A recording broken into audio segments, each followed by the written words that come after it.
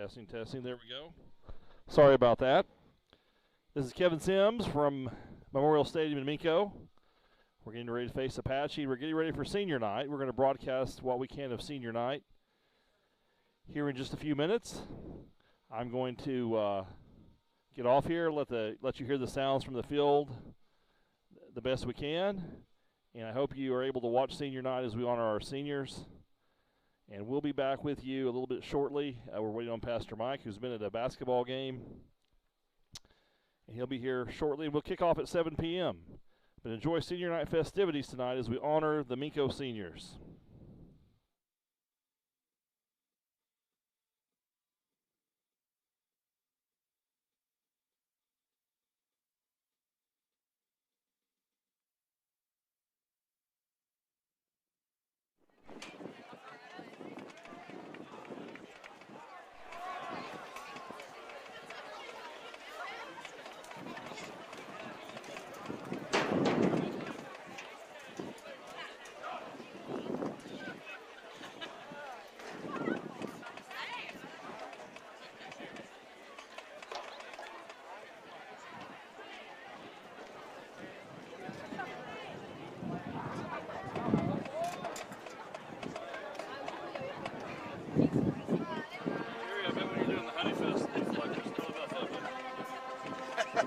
Sometimes.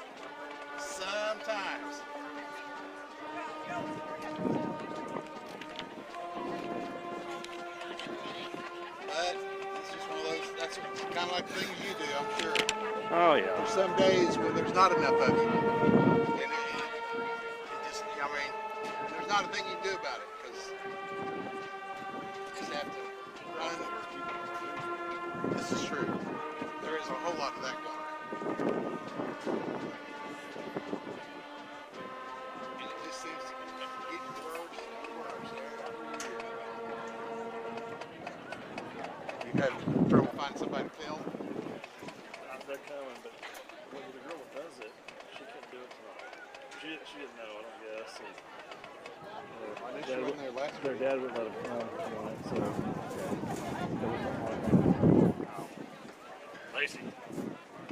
Lacey. It's waiting on you. Right here. Man. You gonna make me do it? Huh? Okay. That's true. Actually, I have somebody, I think. She looks a lot like you, though.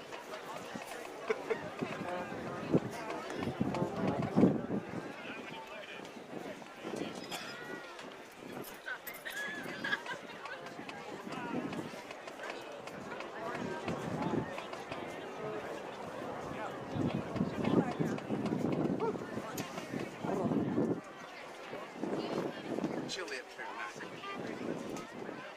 Not so much the temperature, but the wind is going to be. Yes.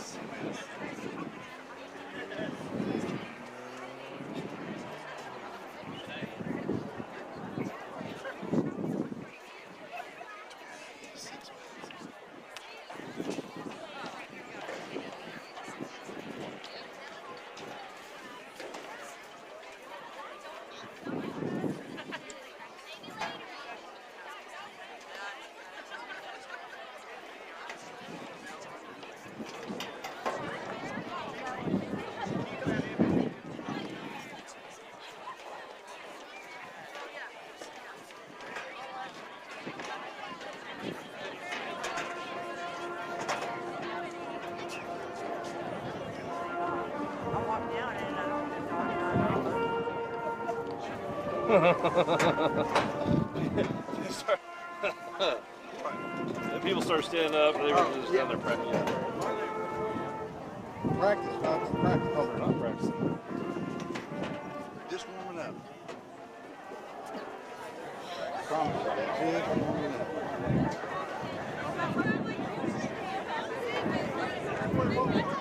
I am glad that he takes that seriously. He does a fine job. Yes, he does. I promise we won't. He does a great job. Well, it takes a while to build a program. If you are not already on the sidelines, I need all seniors to be with their parents And all parents should be lined up, and we'll get this started in just a second. And unfortunately, the majority of the things that bands do is not seen by the public. So kids don't get the recognition like softball, football, baseball, basketball. Yeah, we pull away from it. I mean, it's just Yeah. But got somebody good. Good evening and welcome to Minco High School Senior Night. Tonight we will be recognizing several of our seniors in several of our different activities. We will get started with our senior football players. We begin this evening with Luke Clement. He is the son of Spike Clement and Tammy Clement. He has one brother, Lane. Luke's grandparents are Roger and Marlis Woodward and Steve and Elizabeth Kirsty. He plays football and baseball, likes to hang out with his friends, and jam out with Audrey. Luke plans to attend Oklahoma State University studying sports media. Will Holding. Will is the son of Brett and Tanya Holding. His siblings include his brother Alex and his wife Haley, his brother Jake, and his wife Lena. His grandparents are John and Adabelle Scarberry, and Jerry and Carol Gravely. Will enjoys playing football and baseball, hunting and fishing, hanging out with his friends and family, and spending time with his girlfriend Sadie. He is currently in the welding program at Canadian Valley Technology Center.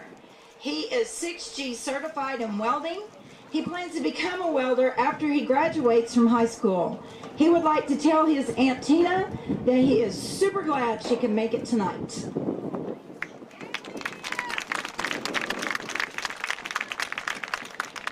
Garrett Grants.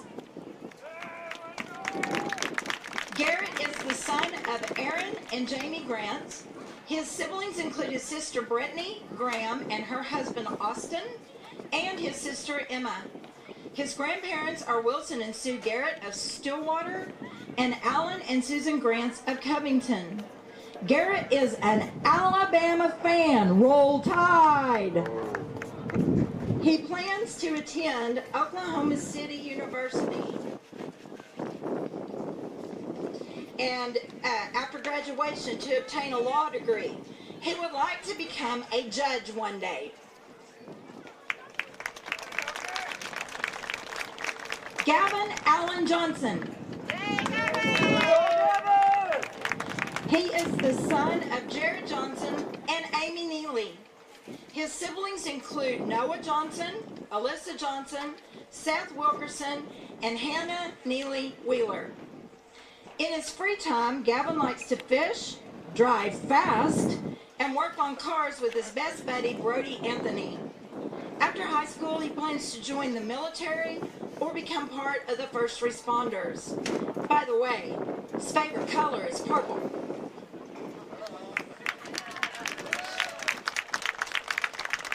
Next, we have Joel Lara. He is the son of Francisco and Margarita Lara. His siblings include George, Liliana, and Poncho. Joel likes to listen to music, hang out with his friends, and spend time with his family. He plans to go into the welding field and start his own company after graduation.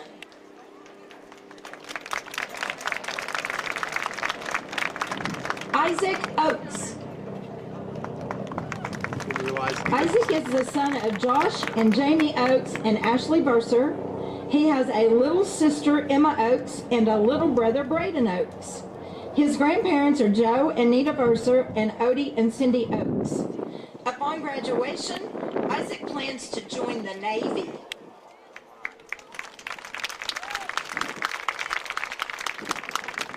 Jackson Pate. Jackson is the son of Dwayne and Kara Pate. He has two brothers, Gage and Carter. His grandparents are Gary and Lisa King, James and Brenda Pate, and Shirley and Charlie Rhodes. Jackson enjoys playing guitar and riding around with his bros. His future plans include whooping Apache this evening, winning a state championship, and going to Southwestern Oklahoma State University to get a finance degree and play football. Dylan Warden. He's suited up because of this, but is he going to play tonight? Dylan is the son of Mark and Kelly Warden. He has one sibling, Dustin Warden. He's not wearing that just for Dylan this. enjoys playing football, basketball, baseball, and running track. Outside of school, he enjoys fishing and hanging out with his family. Dylan plans to attend college to study engineering.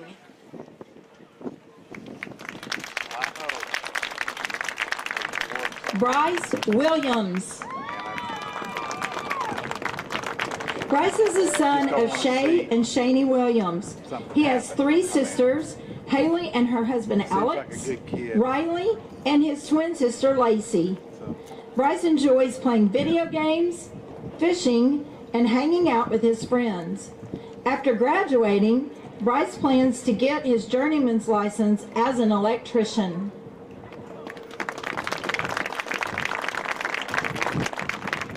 Now we will recognize our senior cheerleaders. Karis Fielder. Karis is the daughter of Ronnie Fielder, Bethany Harwell, and stepfather Jeremy Harwell, and half-mom Michelle Shepherdson. Her siblings include older brothers Braden and Riley, and stepsisters Olivia and Isabel. She is the granddaughter of Danny and Anita Reed. Karis has a dog named Maggie and a dog named Bo. She enjoys hanging out with her friends, especially constantly going to get coffee with her best friend, Emily. Karis is the Vice President of Marketing for Minco FCCLA, and she takes concurrent classes at Redlands. She has been a Minco cheerleader since her freshman year of high school, and she loves cheering the Bulldogs.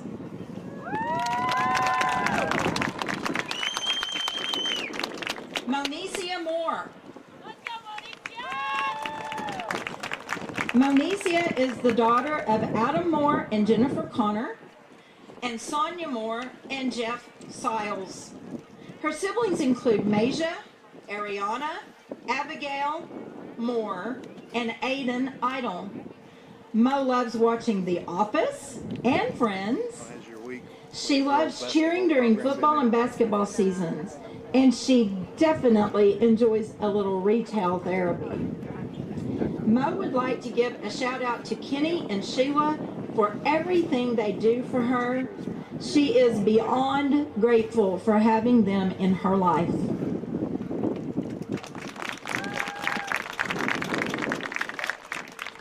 Emily Perkins.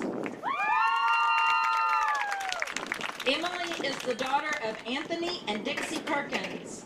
Her siblings include 4 sisters, Bree, Caitlin, Tristany, and Davery.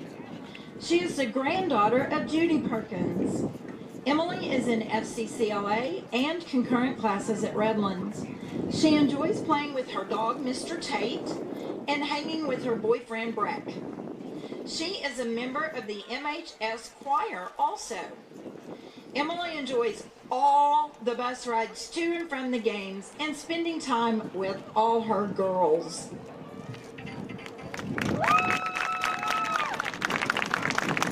Ella Russell. Ella is the daughter of Sean and Shauna Russell. Her brothers are Kevin Russell, AJ Russell, Eli Russell, and Deuce Glasker. Her sister is Ava Russell. Ella is actively involved in FCCLA, where she serves as the Vice President of Programs. In cheer, she was recently named All-American with the NCA and currently serves as a senior cheer captain.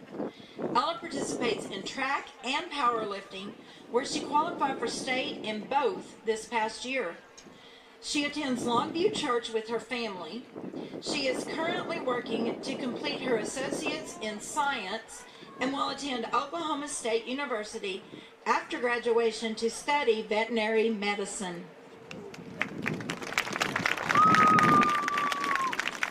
Ashlyn Price and Laura Lee Salazar.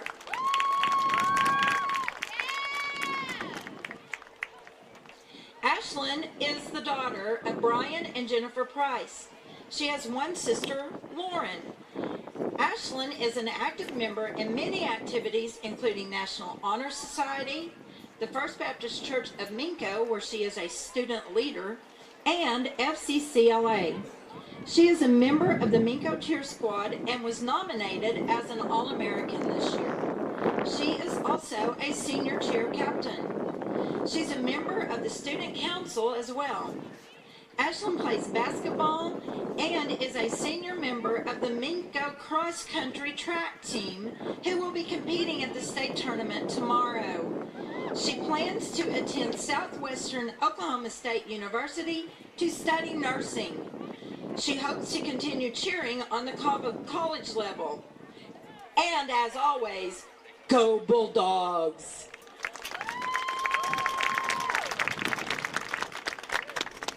Now we're going to recognize our cross-country team members, our seniors. As stated earlier, Ashlyn Price is part of that state final team in cross-country. And next is our senior Laura Lee Salazar. She is the daughter of Frank and Penny Salazar. Her siblings include Hannah, Riggs, Peyton, Tristan, Lily, Raiden, and Aiden.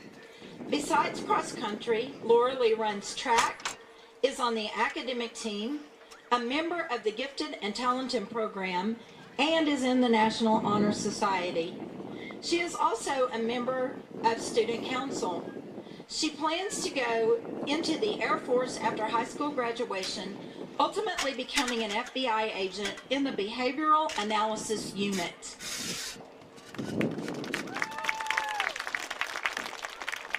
Our next cross-country senior is Madison Workman. She is the daughter of Justin and Virginia Workman. She has one brother, Jared.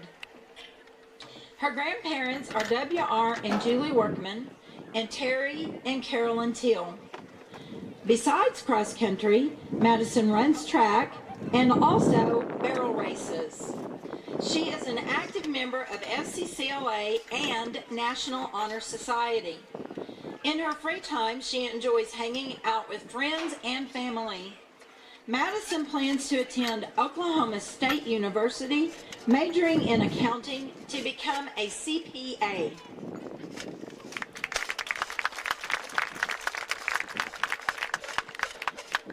We have one senior band member this year to recognize, and her name is Ashley Gann.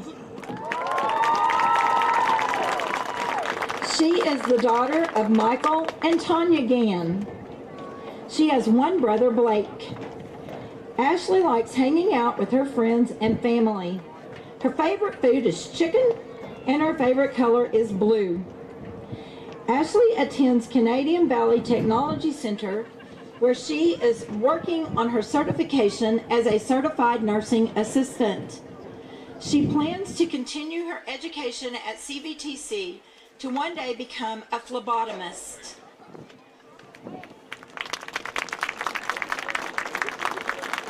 Our next seniors are members of the Minco Fast Pitch softball team who made it to the state tournament this year. Taylon Redinger.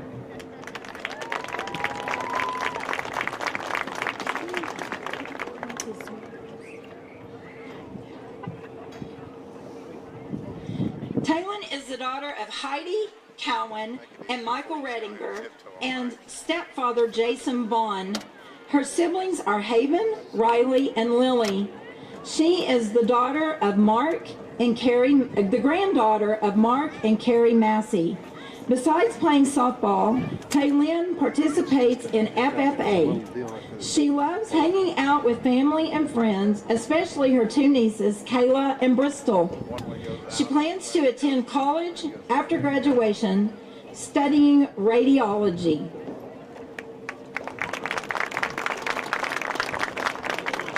Our final senior this evening is Piper Journey Cake. She is the daughter of Johnny and Heather Journey Cake. Her siblings are Jacob Smart and Paisley and Jovi Journey Cake. She is the granddaughter of Howard and Lorraine Hutman and Gary and Margie Journey Cake. She is a member of the National Honor Society, FCCLA, and Hazeldale Baptist Church. Piper plans to attend college and try to make her parents proud.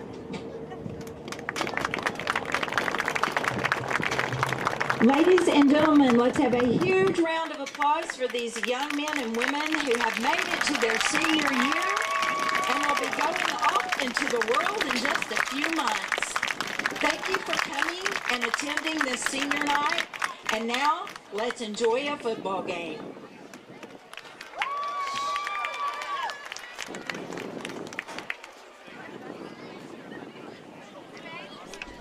Well, check. All right. There is our seniors. We've got one little thing before this football game going. So if you're watching the stream, just got introduced to all the seniors as it's senior night, our final home game of the regular season. So got to see all those seniors that have done so much for Minco High School, leaving their legacy. And so Mr. Sims is going to get going here. And I'll turn there we go. And so he's got one little announcement for, I think the bank's doing something. We'll let you catch that. And then we'll get some football going. So we're glad that you've jumped onto MincoBulldogs.tv to watch these Bulldogs play tonight. Well, I believe they're going to present something.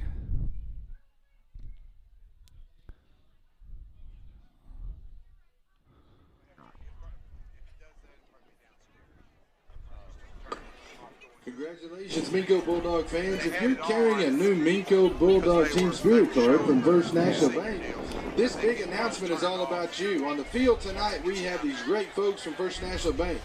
Bank Manager Tanya Holding, Assistant Manager Tasha Hokut, Assistant BSA Officer Ashley Johnson, and multi-bankers Lindsey Rush and Jillian Jenkins. They are presenting a check for $6,915 to Superintendent Kevin Sims. This year, the bank donated more than $79,000 to 20 area schools through this amazing program. Together, Minco Bulldog fans earn this money by using your FNBT Minco Bulldog debit cards, which trigger a bank donation with every card transaction. Donated funds are important to Minco Public Schools, and we appreciate the bank's support. Please give these great folks at First National Bank a hand for their support of the Minco schools. So there you have it. Almost a $7,000 check given from the First National Bank in Minco. When you use that Minco Bulldog debit card, the Minco Bulldogs get to make some money. And so that goes to the school district. And so you keep using that. I know I use mine probably too many times. Maybe not me. Maybe the family does. But hey, sports the Bulldogs, so that's a good thing. So we're glad that you've joined us, and we'll probably get started here in about 6 minutes. We'll see the captains come out here in just a little bit, and just to catch you up kind of where things are at. As we look at our district, we're District A2 in Class A. And so last week we suffered that tough loss against Mangum. And Mangum goes 4-0 in the district, and Minco went to 3-1. Who we're playing tonight is Apache, or Boone Apache, and they are also 3-1.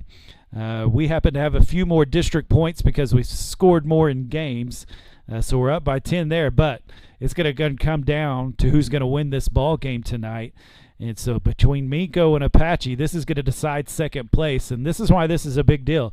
First place, you get a home game the first week of playoffs. And if you make it to the second week, you get a home game. When you're the second place team, you're still guaranteed a home game that first week.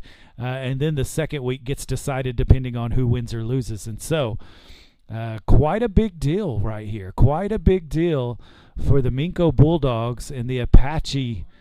What are the Apache? I'm going to have to figure that here in just a moment. Pretty big game in between. They're both 3-1, so they're trying to find second place. And so we'll see what happens between Minco and Apache. Now, Apache, Wayne's beat them, and then OKC Cassidy beat them. They also lost to Crescent 6-21, so similar score there. And then as you kind of go through, they kind of beat the teams we did. Now Mangum did beat them 64-14, and so that was another one of their losses. That's their one district loss. So we've got a lot of common opponents there. They beat Walters 28-6. They beat Cordell 28-20. They beat Hobart 40-21. We'll play Hobart next week. And so that's some of the scores. So it would, I think if you were picking them, you would probably give the edge to Minco in this game, saying, hey, they're probably the favorites. But as we've watched this team play, you never know what's going to happen. It's been a lot of ups and downs, and some good halves and some bad halves, some good quarters, some bad quarters. So tonight they're really going to have to get after it, and hopefully they'll get a quick start and go for it. So there's the coin toss. Looks like Minco has won it. And it looks like, let's see what we get here from Mr. Referee. So Minco won the toss, and they are going to receive the ball. They're going to say, we want the ball first, go score first. And so Apache will kick. So I think Coach Wardlaw said, we want the ball, we want to go on offense first, we want to score first. And that was a little bit of what I was thinking, to see how Minco's going to come out this game. I think they need to get started quick, fast, and in a hurry and get on that board and hopefully score quickly, and then the defense can come out, and if we can get a stop, maybe get this thing going early instead of late. And so we'll see what happens there. I'd like to see that happen for sure, to get a quick start. And so we'll see what's going. So Mr. Sims is up here. He's made it from the sidelines. He's received the big almost $7,000 check. That's pretty nice. I almost left, but I thought better of it. No, we are so appreciative of First National Bank and Trust. That is handy money, let me tell you. Yeah. We're able to buy teacher meals, buy teacher goods. We're able to buy student meals, as a activity account. It's really a handy. So thank you for using those Bulldog cards. Yeah, that's awesome. Well, here come the Bulldogs as they come out. Mr. Sims, we kind of talked about that this is a big district game because Apache's 3-1, Minco's 3-1. So this is pretty much the battle for second place. Because next week both opponents are going to play easier games. It should come down to this, so we'll see how Minco comes out. So we're about to have a prayer, and then we're about to honor the flag with the national anthem, and then we'll get going for this big district matchup in District A2 and see who can get maybe a home field game that first week of the playoffs. And so here comes Apache. They're going to come out. So this should be a fun one. So we'll get you the prayer and the national anthem, and then we'll get a kickoff here in just a moment.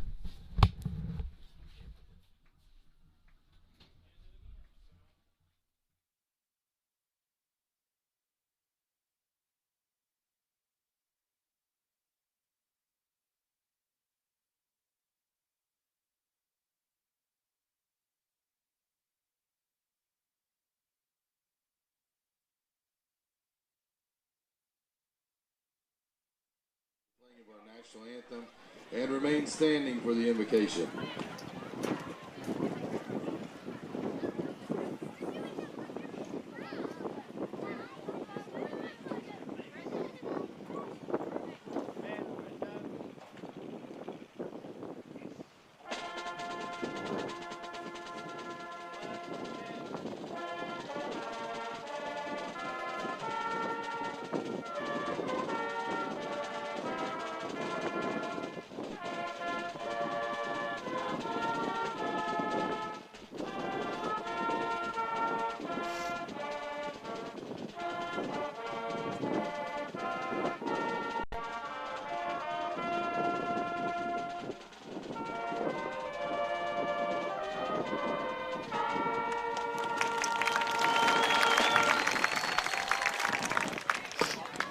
you please join me in prayer?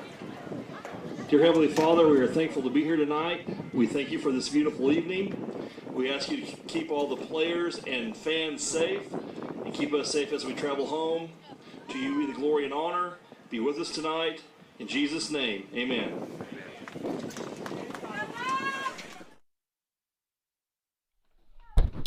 And so there's our anthem and prayer, and then we'll get ready for this football game as Minco's going to receive the kick to get started first. And like I said, this is going to be a big game. So we're glad that you have joined us on MincoBulldogs.tv. And it should be a great game tonight, and hopefully the Minco Bulldogs come out on fire. And I like what Coach Wardlaw is doing, saying, I want to receive the kick, I want to get it, and I want to go score. And so we'll see if that works out. I like the idea of that. Just to kind of watch a few things, I think we continue to see if that Reed McMurtry to Ben Birchfield connection can happen. Just missed a few last week. See if they can get going tonight. I'd like to see that run game going. It looks like I see a couple players back for the Minco Bulldogs. And so, Mr. Sims, have you noticed who's coming back tonight? Did you? Jackson Pate is definitely back tonight. He was cleared Monday, and he's been out since game one with a broken collarbone. He is healed up, ready to go. And I'm not sure if anyone else, although the last few weeks we've gotten a few back, but I know Jackson's back tonight for sure. Yeah, that's a big deal to have him back. He was he was a big difference maker in that first game against Divil, as he was the first string running back. So he ran the ball. He ran it really well. And then on defense, he seemed to get around and help the defensive backfield out. And we've needed a little bit of help back there. And so we'll see much game time action he gets this week as he is able to jump back in. So we're glad that he's back to healthy. And hopefully there's a couple more that are getting healthy too. And so Ben Birchfield and... oh, there is Dylan Ward, and he tried to catch it in midair. He does. See if he's going to get a block. Nope.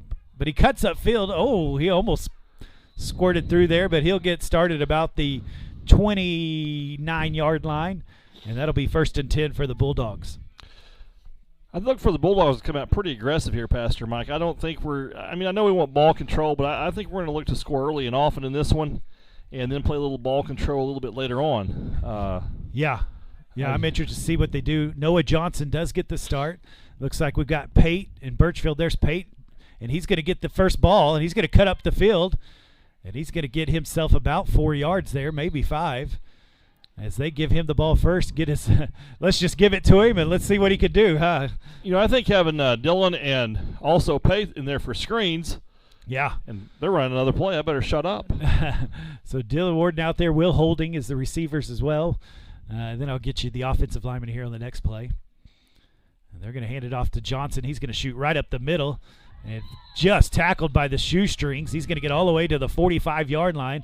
And that'll be a 1st and 10 for the Minco Bulldogs. And they're going to hurry up here.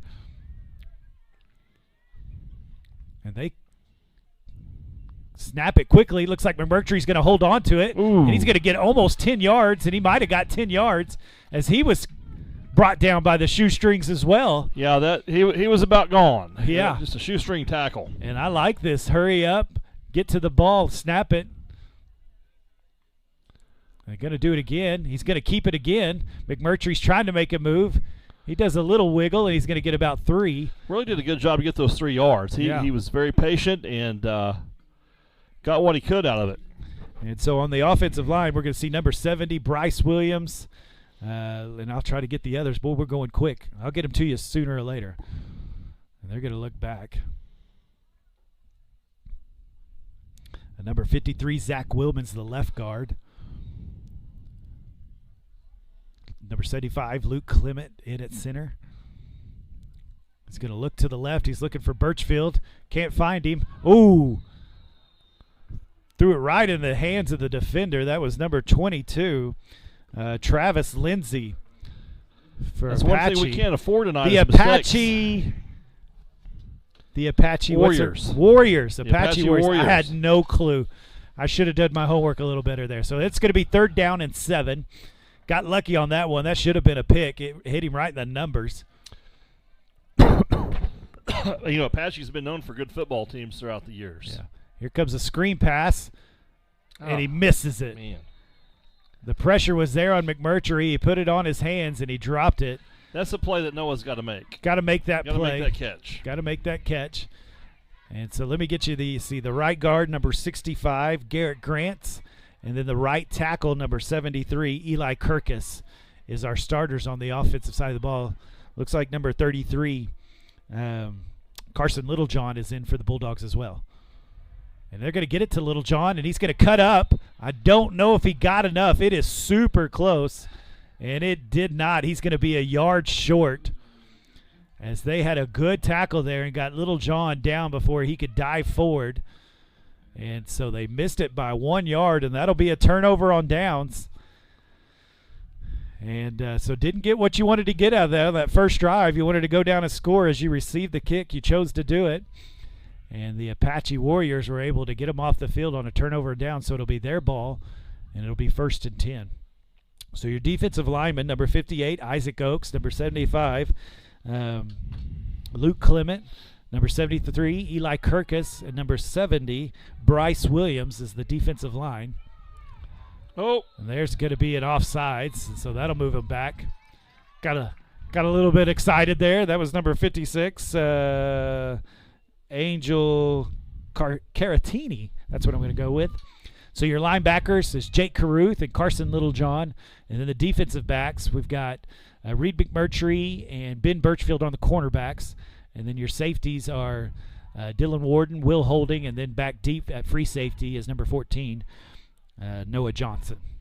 And so they're going to hand it off on a sweep around. Oh, my. He's got some room, and he's got some speed, and I don't know if we're going to catch him. Dylan Ward's going to try to catch him. I don't think he is. And that is a touchdown, Warriors. That boy has some explosion to him, doesn't he? And he took off around the corner, and nobody was there to set the edge. And he cut it up the field, and he was gone. And that is the exact opposite of how we wanted to see this game start. And so that puts 6 points on the board for the Warriors. And we're still 10 minutes and 1 second left in this first quarter. It looks like they're going to go for 2. So they'll have a 2-point conversion here. We'll see what they're going to do. Oh, quarterback drops or mishandled the snap, and a host of Bulldogs are there. I think Isaac Oakes would be the first one there. And so the 2-point conversion has failed. And, man, they got a false start, moved him back 5 yards, and it just didn't matter. Who was that? Was that number 20? Was it number 25 for the Warriors? I think it was. That is Matthew McGuire, if that's who it was. It was a fast run. He ran so fast I didn't even get his number. We're going to have to answer here. We've got to come out strong and score. And, this game's a big game because the winner of this gets the home playoff game. That's the right. loser's on the road. Yep. So fighting for second place. Yeah, it's a battle for second place. And so, really, this is what's hurt this defense often against Mangum. I think you think back to Watonga, you think back to any of our losses, and you can go back to big plays. Big plays against our defenses have really hurt. Yes. And that's what's happened. And once again, there's another big play. I think kind of down by down, we're probably the better team. But when you let those big plays, just doesn't. They're great equalizers. It's an equalizer. Yep. Any kind of mistakes anywhere are going to equalize a football game. Yeah. And so number 8, Ryan Wilburn, and number 2, Ben Birchfield back deep. For the Warriors, he's going to get that football set just right. That's number 2. And his name is Braden Curry.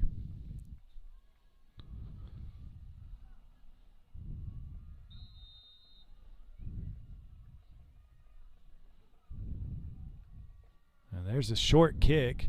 It's going to find the grass. Ben Birchfield's going to get it. He's going to make one man miss. He might be going. Oh, and he's finally tackled, but good return by the Bulldogs there as they're going to get it out to the 48-yard line. And a nice return by Ben Birchfield. Boy, he's got some speed when he gets a hold of that. He was looking for one cut. He had one man to beat, and it would have been over, but he was able to get him down. So 1st and 10 on the 48-yard line. There's Peyton motion. Going to hand it off to Johnson, and he's Oh, met mercy. quickly. That's number 68. And that's Mason McDaniel for the He Warriors. smothered Noah on that play. Yeah. Apache's got some size They up do. front, don't they? They do. They got Apache's a tough opponent, Yeah. and we're going to have to play well. Yeah, got to be hitting on all cylinders. And so, boy, I'd like to see McMurtry get back into rhythm here. They've been running the ball pretty decent, but right there, no gain, so 2nd and 10 for the Bulldogs. He's going to take the snap. He's going to look to his right and misses holding. It looks like there was a miscommunication there. There wasn't anybody in the vicinity. I don't know if he was supposed to stop and maybe on a hitch, and he just ran a slant, but it did not work, and so that'll be 3rd down and 10. And once again, just not clicking for the Bulldogs. It looked like to me Dylan Warden was wide open going down the field on the right side. Yeah, I think so. And but I think that's a predetermined kind of, that's where I'm going to go. And as a sophomore, that's sometimes about what you can do. So he's going to look to pass again. He's got you get a good block right good there. blocks right there. Birchfield's there, and he catches it. He's going to turn it upfield. 5, touchdown, Bulldogs. That's how you answer. That's how you answer. And Last week, we lost to Mangum, and I think we counted 4 or 5 plays that changed that football game. Of course, it didn't. I mean, we lost, but if 4 plays were completely opposite, we probably win at Mangum. Yeah, absolutely. And so we love to see that McMurtry-Birchfield connection, and it works for the Bulldogs there as they tie it up, and they're going to come out for the extra point. This is Will Holding. He's going to get it up, and it's good. And so the Bulldogs take the lead. And so that's a good answer right there. That's exactly what you needed to do right there. It's exactly what you needed to do. Great answer. And hopefully we can keep answering. But we're going to have to really watch the defensive line. We're down a man tonight. The defensive line, number 3, Ashton, is not playing tonight. So that is a big loss. It's a big loss. And yeah, he's in street clothes. I see him now. Yeah, Ashton Taylor's made a lot of plays this year. And so that does matter. And that would have been the end he would be on that they scored on. That's where he plays. And so going to have to step it up. And that's okay. Get out here. You answered as a football team. This is a team game. And so you answered, and you can see if you come back out on defense and make a play. I love the return by Ben Birchfield. He gave him good field position, so he got him to the 48, and then he also took it the rest of the way on that catch. And yeah, and you know, the last few weeks, man, things just haven't gone so hot for us, and we dropped a few of those, to be honest with you, and didn't connect. Maybe that's what it's going to take for us to really get rolling here. Let's hope and get some more of those in this ball game. I do want to correct myself. It was number 6 for the Apache Warriors that scored that touchdown. Dakota Roberts is who scored that. And so if there's anybody from Apache listening, sorry about that. I think I fixed it there. And so that was about a 65-yard touchdown for them. And so Ben Birchfield gets him a 52-yard catch and touchdown for the Bulldogs. And it looks like they have watched film. Oh, I don't know what they're doing. They're bringing guys in and out of the field. Apache was. And so Holding's going to get ready to kick. They had watched some film. They were ready for that onside kick coming out of the huddle. Did you see? Apache was ready for that. Definitely ready for that. And so there's a pretty good kick. That's going to get down to about the 26-yard line. It's received. There's a little bit of a hole. Good job by number 8, Ryan Wilburn, the junior for Minco, able to knock him down, but he got all the way to the 43-yard line. Number 6 is the one that scored the touchdown. Yes. What is his name? His name is, let me find him again, Dakota Roberts. He's pretty good. Yeah, he's fast. He's got some speed to him. him. Yeah, he's got some speed. He's also got some nice hair coming out of the helmet. That's the reason I recognize that I made a mistake. that hair was flowing in the wind as he was going down. I didn't have the number a while ago, but I recognized him when he ran. And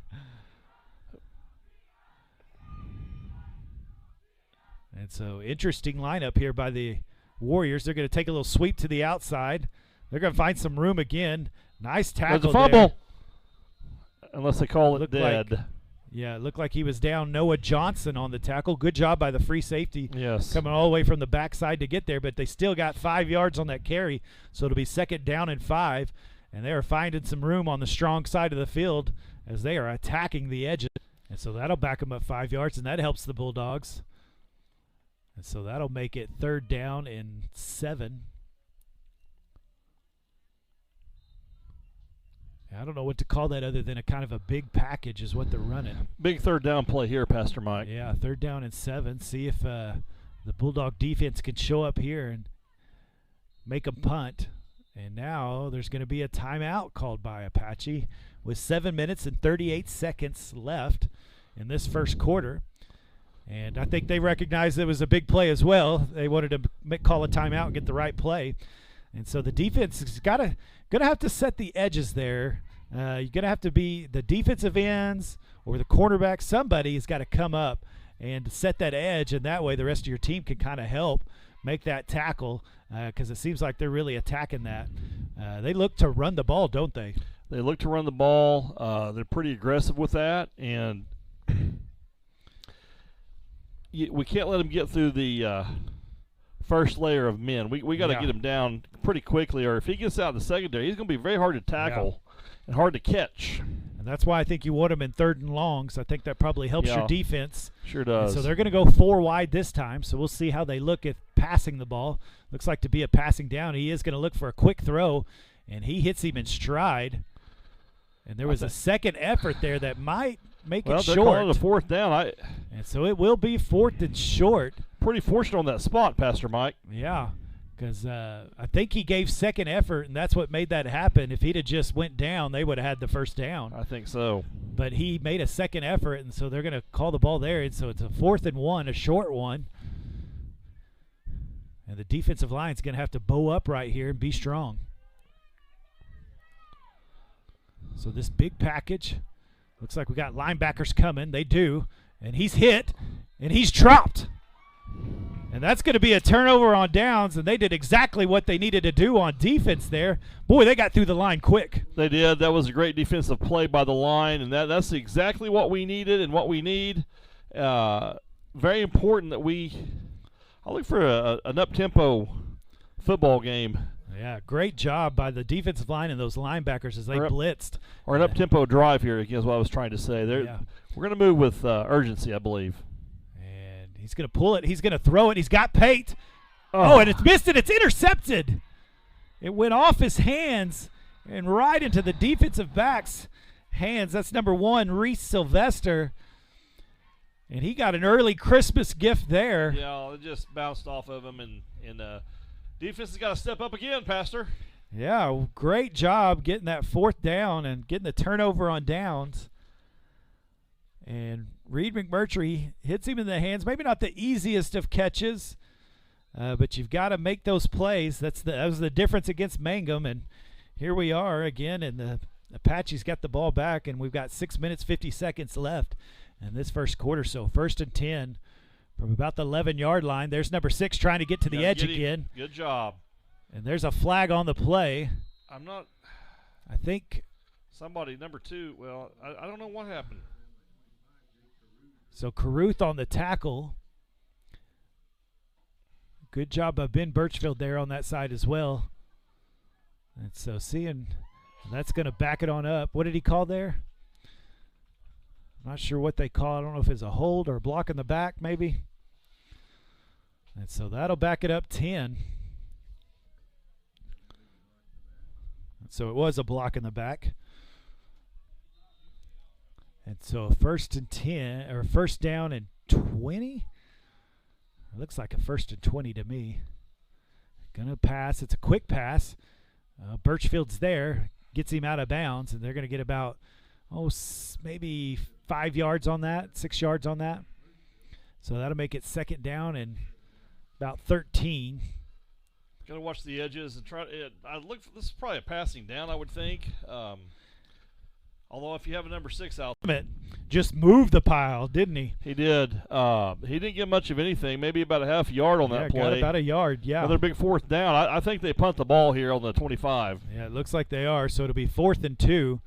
Luke Clement held his own right there in the middle against those. They You got know, some good great- size too right there, and the Bulldog defensive line once again steps up right there. Need him to do that on that turnover, and Yeah. we got to eliminate those turnovers. Did a really good job there to get the ball back. Usually turnovers are going to hurt you, but right there limited the damage as we go down to 5 minutes and 10 seconds. There's the snap. Oh, it's going to be – no, he's going to kick it. Oh, Bad my kick. goodness. Doesn't touch Oh, anybody. it's going to drop. It should blow dead at the 50. And so it's down. It should be. We'll see if they do that right. It should have been where it was touched. Which was back at the. They're discussing it. Looks like they're going to do it. Okay. So good job by the referees there. I was getting ready to have to shoot down into their headset and tell them what to do. So we're going to get the ball at the 49-yard line and see if we can do something here. This will be the third possession of the first quarter for the Bulldogs. And so out in receivers, we got Birchfield, Pate, Warden. Pate's in motion. He's going to get the ball. He's going to try to get to the corner. He finds a little bit of room, tries to spin, and he's tackled hard after he gets about 3 yards. Not much going there, but got a little bit, so it'll be second down and 7. So Noah Johnson staying in the backfield.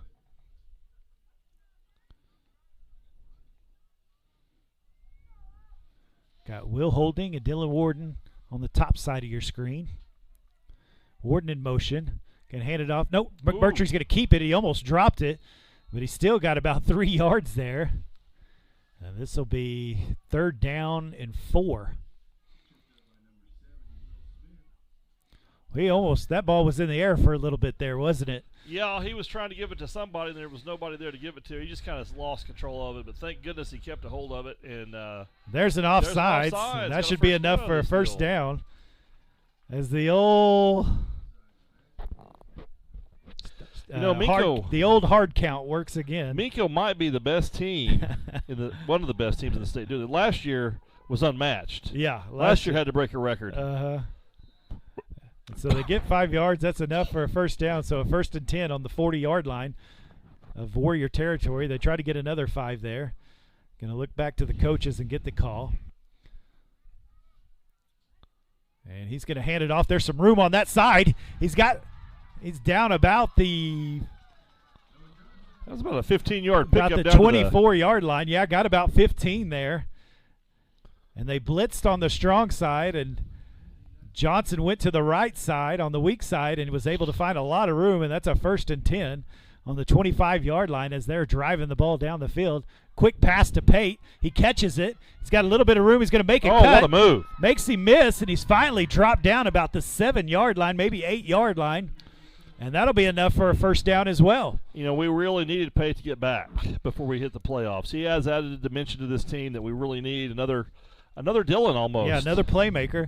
A good block there by Ben Birchfield to help him get a few extra yards, and so it'll be first and goal on the 8-yard line. McMurtry's taking it out. Oh, nice little spin move, but he's still hit. And he falls forward. He's going to get maybe 2 yards or 1. Looks like they're going to put that on the 7-yard line, it looks to me.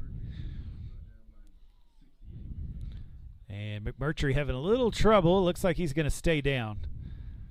And he got hit by a whole host of Warriors there. And so he goes down. I see Clayton Hughes, number 11, on crutches. He was the backup quarterback. Hunter Mullinax is still in street clothes. So who do we go to? Who's the next guy? Well, who's the next quarterback? I don't know. I don't know. We haven't seen yet.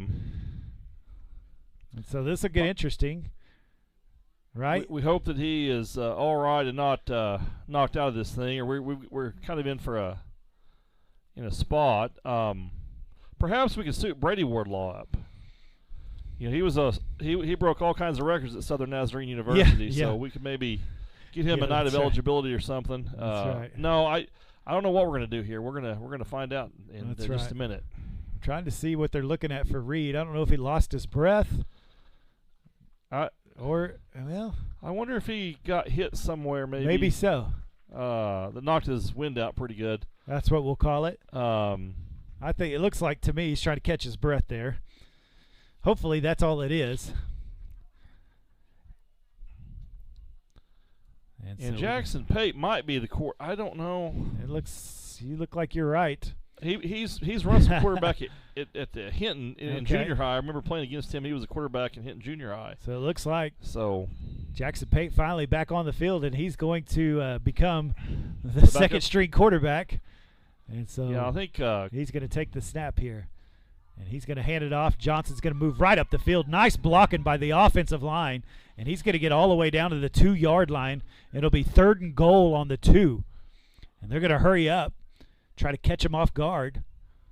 And there's the snap. Going to hand it to Johnson again. He piles forward. I don't know if he got there. He did not. He's awfully close. If he He's didn't. maybe the half-yard line, so it'll be 4th and goal on the half-yard line, I'm going to say. Maybe the 1-yard line. McMurtry comes out. That's good to see. And they're going to put in a bigger package as Caruth and Littlejohn come in. Birchfield's going to go to the strong side on the top side of your screen. He's the only receiver. And so they're going to do a little of what Apache was running. And so he's going to hand it off. There's enough blockers. I don't know if he got, well, if he gets a push forward. I don't see a hand yet. No, he did not. And it is stopped. And I mean, that's probably on the 6-inch line. I thought he had a little hole there, but he couldn't quite push the pile. You're exactly right. And what a stop by the Warriors. that was a costly injury is what that was. Yeah, that for really. a short time. I thought he was going to push himself in there. Yeah. And the Warriors were able to fight back. And so it'll be 1st and 10. And that ball's on the 1-yard line. This is a good time for a turnover right here. Yeah, or maybe a safety. Safety. So it looks like they're going to go 3 wide. They're going to hand it off to the running back. And they got he him is safety. sacked. Safety. And that is a safety. That was big number 75. No, 73. Eli Kirkus just blew through the line, blew it up, and just threw him down to the ground. And that's Shall 2 I, points. Give you the crown of prophet now. You called it.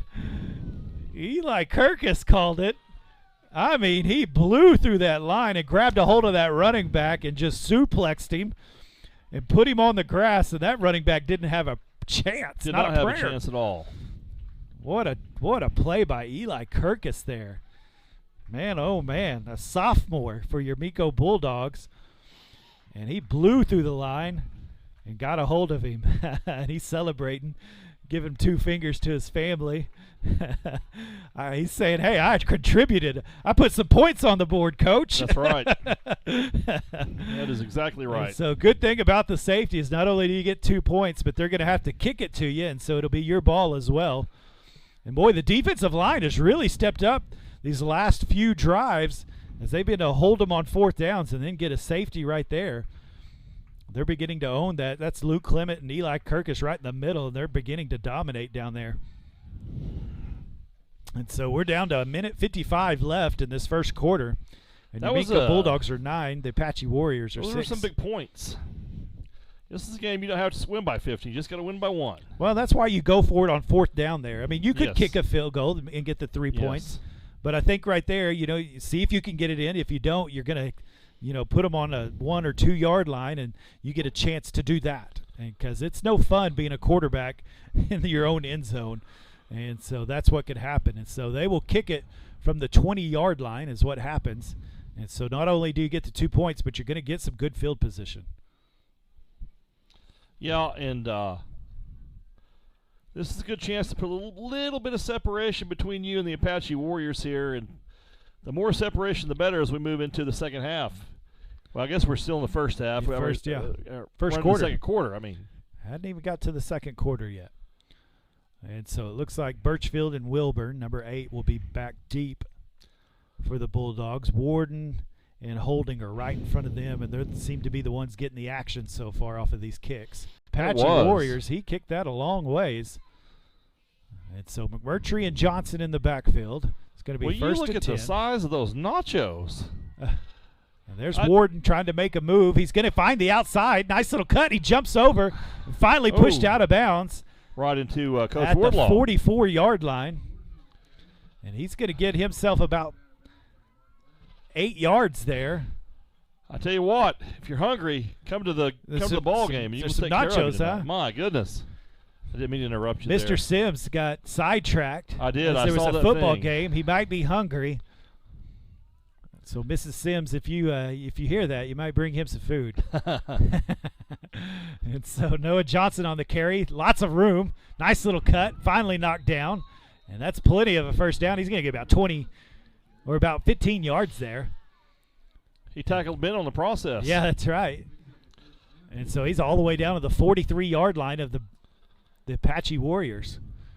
And so, boy, the runs are working well right now. The offensive line is starting to dominate a little bit. And going to hand it off again. Wasn't happening that time. I think he might have lost a yard. Oh, no, he's going to give him a couple yards. Boy, they really drove him back. They did drive him back. Good forward progress. So I'll tell you something. Football and all the complexities, the team that has least mistakes and runs the ball, doesn't matter what you run. If you do those things, you run the ball, least mistakes, you have a really decent chance to win. Gives you a good chance. So he got about a yard on that. So 2nd down and 9 as we go down to a minute left in this first quarter. McMurtry looks to pass. He finds Birchfield. Birchfield's got it. Birchfield breaks one tackle and then finally knocked out of bounds. And that'll be enough for a first down as he goes down to looks like the 29-yard line. Yeah. Nice little pitch and catch from McMurtry to Birchfield on the quick hitch. Able to get a good chunk of yardage there. So 1st and 10 as we go down to 53 seconds. Going to look that way again and throws it again. My goodness. The Warriors were ready for that one, able to knock it down. I like the idea, though. If it worked once, see if it'll work again. Held it just a little too long there. Yeah, he did. Just fortunate not to have that thing intercepted. Yeah, just held it a tad too long for McMurtry. Needed to let that go a little quicker, and he probably would have completed that pass. But the Warriors were there, so 2nd and 10. Pate's going to go in motion. McMurtry's going to keep it, throws it out to Pate. He's going to have to make one man miss, and he can't. Big loss. And so that'll go back all the way to the 35-yard line. That play kind of blew up from the start. That play didn't blow up right there. There's things just didn't go well with that particular play. So it'll be 3rd and 16 as we roll down to 25 seconds. They will have to snap it before the end of the quarter. And so 3rd and 16 here. And you're going to snap it and look. He's going to throw it out. Oh, and it's no. intercepted. Get him down. He's tackled finally. And he's going to be at the 43-yard line. And there was 2 guys there where he was looking at Dylan Warden, and they were ready for it. And he didn't come off of that read. He just threw it. Good tip drill by Apache. Now that's 2 interceptions this game already in the first quarter. And we're up 9-6. And both of them that? and both of them have been tipped. Yes. Both of them have been tipped. And Apache's pretty good on that tip drill. They're able to come away with it, and so it'll be 1st and 10 on the 43-yard line for the Warriors. And there's the motion. They're going to hand it off. He's trying to find a lane, and he's not going to find it because Jake Caruth runs him down, and that'll be a gain of maybe half a yard. And it should be the end of the first quarter, and we will head to the second quarter. Well, that was quite a first quarter there. There was a lot to talk about, a lot to see. The Bulldogs are up 9-6. But, man, there's been a lot of different plays. We've seen 2 interceptions. We've seen 4th down conversions fail. We've seen a safety. And so a lot of good ball game is what you would expect when you're fighting for second place, trying to find that home game for the playoffs. That was quite a first quarter. A lot of action. And being up by 3 points, I feel pretty fortunate after 2 turnovers. We don't turn the ball over a whole lot, and that was a little bit uncharacteristic of the Bulldogs. Have 3 quarters left, but it's very, very important that we keep the defensive pressure on these guys because they're pretty good defensively. Seems they like. are, yeah. They've got some big boys. I think it's a pretty evenly matched team as I look at kind of speed, athleticism, size, physicality. We seem very similar, don't we? Kind of looking at Yeah. mirrors. But Apache has definitely decided on offense. They want to get to the edges. They want to get their kind of to the corners out there and see if they can cut one up.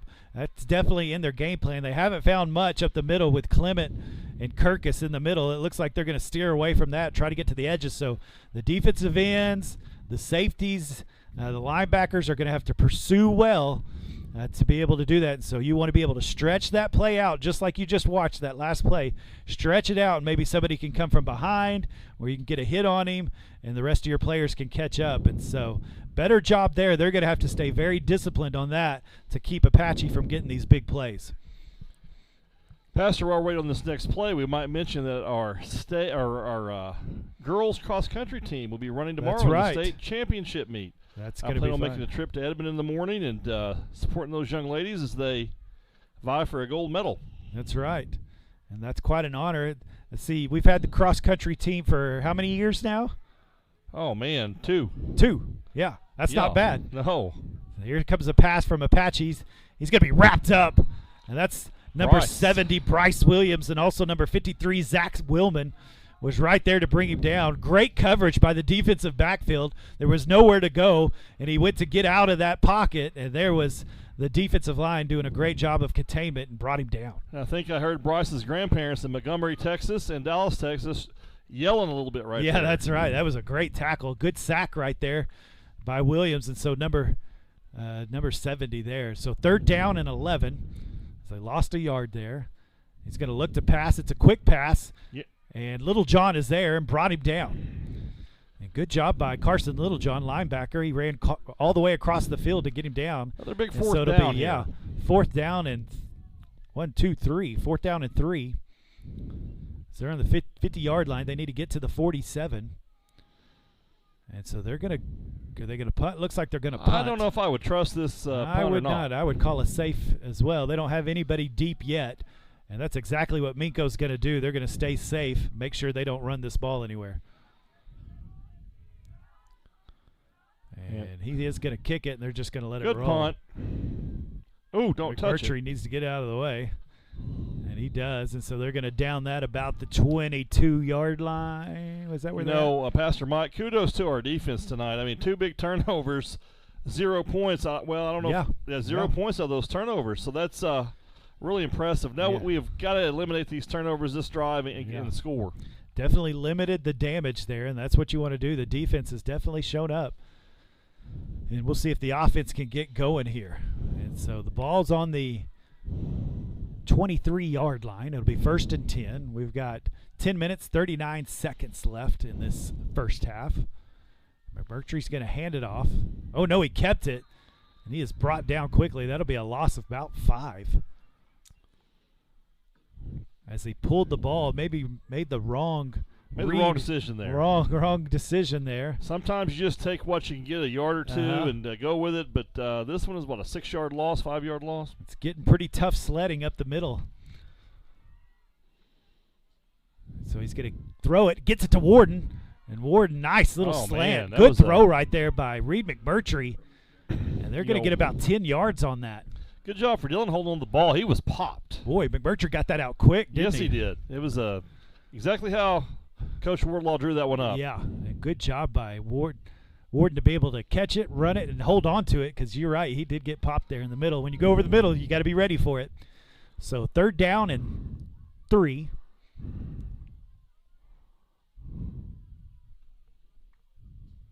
Going to hand it off the middle, and he's going to be able to get the 1st down. He gets about 5 or 6.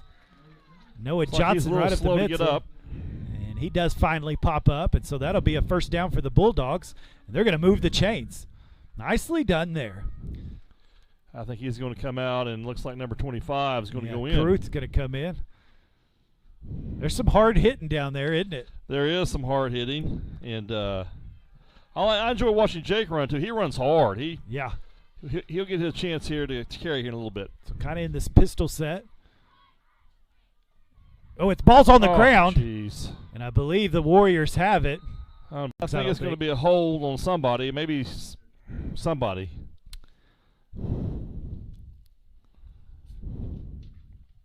Yeah, Jake Caruth is he took the ball. I wonder if he stole his money. Maybe, no telling what else he did to get that ball back. But he got it back, and Reed McMurtry just got stuck. He kind of, that run pass option. Pastor, we've been sloppy with football tonight. We have been. It's got to be eliminated. If we're not, it's going to catch us and burn us, and then we're not going to win. You cannot turn the ball over like that, or lay it on the ground, or throw interceptions. It's got to, has to come to a stop now. Yeah, especially in a big game like this. You want all of the possessions you can get. And so 8 minutes, 35 seconds left in this half. We've got a second down and 21. Ball's on the 26-yard line. He's going to throw the pass. Pate catches it. He has popped quickly, but he holds on, and he's going to get that all the way up to the 34-yard line. Got about 8 yards there. And so it'll be third down and 13. Third down and 13. And so Littlejohn's going to come in for Pate as he comes off the field. We're down to 8 minutes left in this half. And he's going to throw the screen to Birchfield, but yeah, that didn't work out so hot, did it? They were ready for it. And so it'll be fourth down and about 13. It didn't go anywhere. And so they're going to have to punt for the first time this evening. Have a little mini cheer clinic going on tonight, I Do think. we? Yeah, we do. Is So that we'll what have it is? All right. halftime, a lot of little cheerleaders out there. That's always fun. And McMurtry's going to get the punt off. A low punt. It's going to bounce right to him. There's Oaks. Can't quite get him. And finally, who is that? Ryan Wilburn. Number 8, yeah. Ryan Wilburn's able to drag him down. Boy, he kind of went for a ride there for a little bit, He for did, a couple of yards, but got him down. Ryan makes a lot of good plays on special teams since he's come back from injury. Yeah.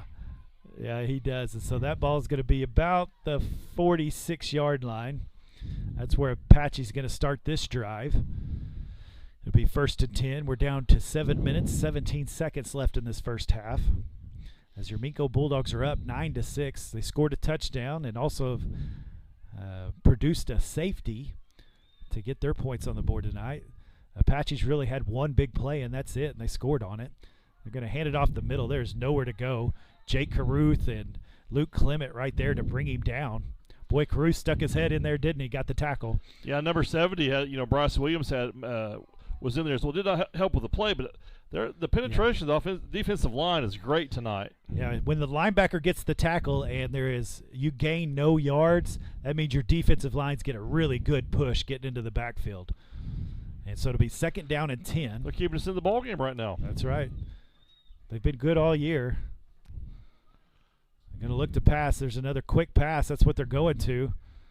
And finally dragged down. He's going to be short of the first down. I thought he was going to get that first down I did too, but our cornerbacks are looking for him to take off, and they're running that kind of 9-10 yard hitch. And it'll be 3rd and 1 on the 45-yard line. That's always tough to do as a quarterback. You don't want to get beat deep. And so they're running good routes as they hit it hard. It looks like they're going to take off, and then they turn around for that hitch. And the quarterback's been on the money so far. So 3rd and 1. Oh, there's going to be offsides. He went to blitz. He thought he had the count, but he did not. And Lara's going to come in, number 60, for Littlejohn. Kind of a freshman mistake there, too, because he didn't quite cross. If he'd have just backed off, I think they would have swallowed the whistle, but that's okay. We'll take it and try to get a stop here. Looks like we're equal now. We've got one on them. They got one on us. Yep. We got a first down off of it. They got a first down off of that one. And so it'll be 1st and 10 for the Warriors on the 40-yard line of the Minco Bulldogs. 5 minutes, 52 seconds. Apache's going to hurry up to the line here. And he's quarterback keeper.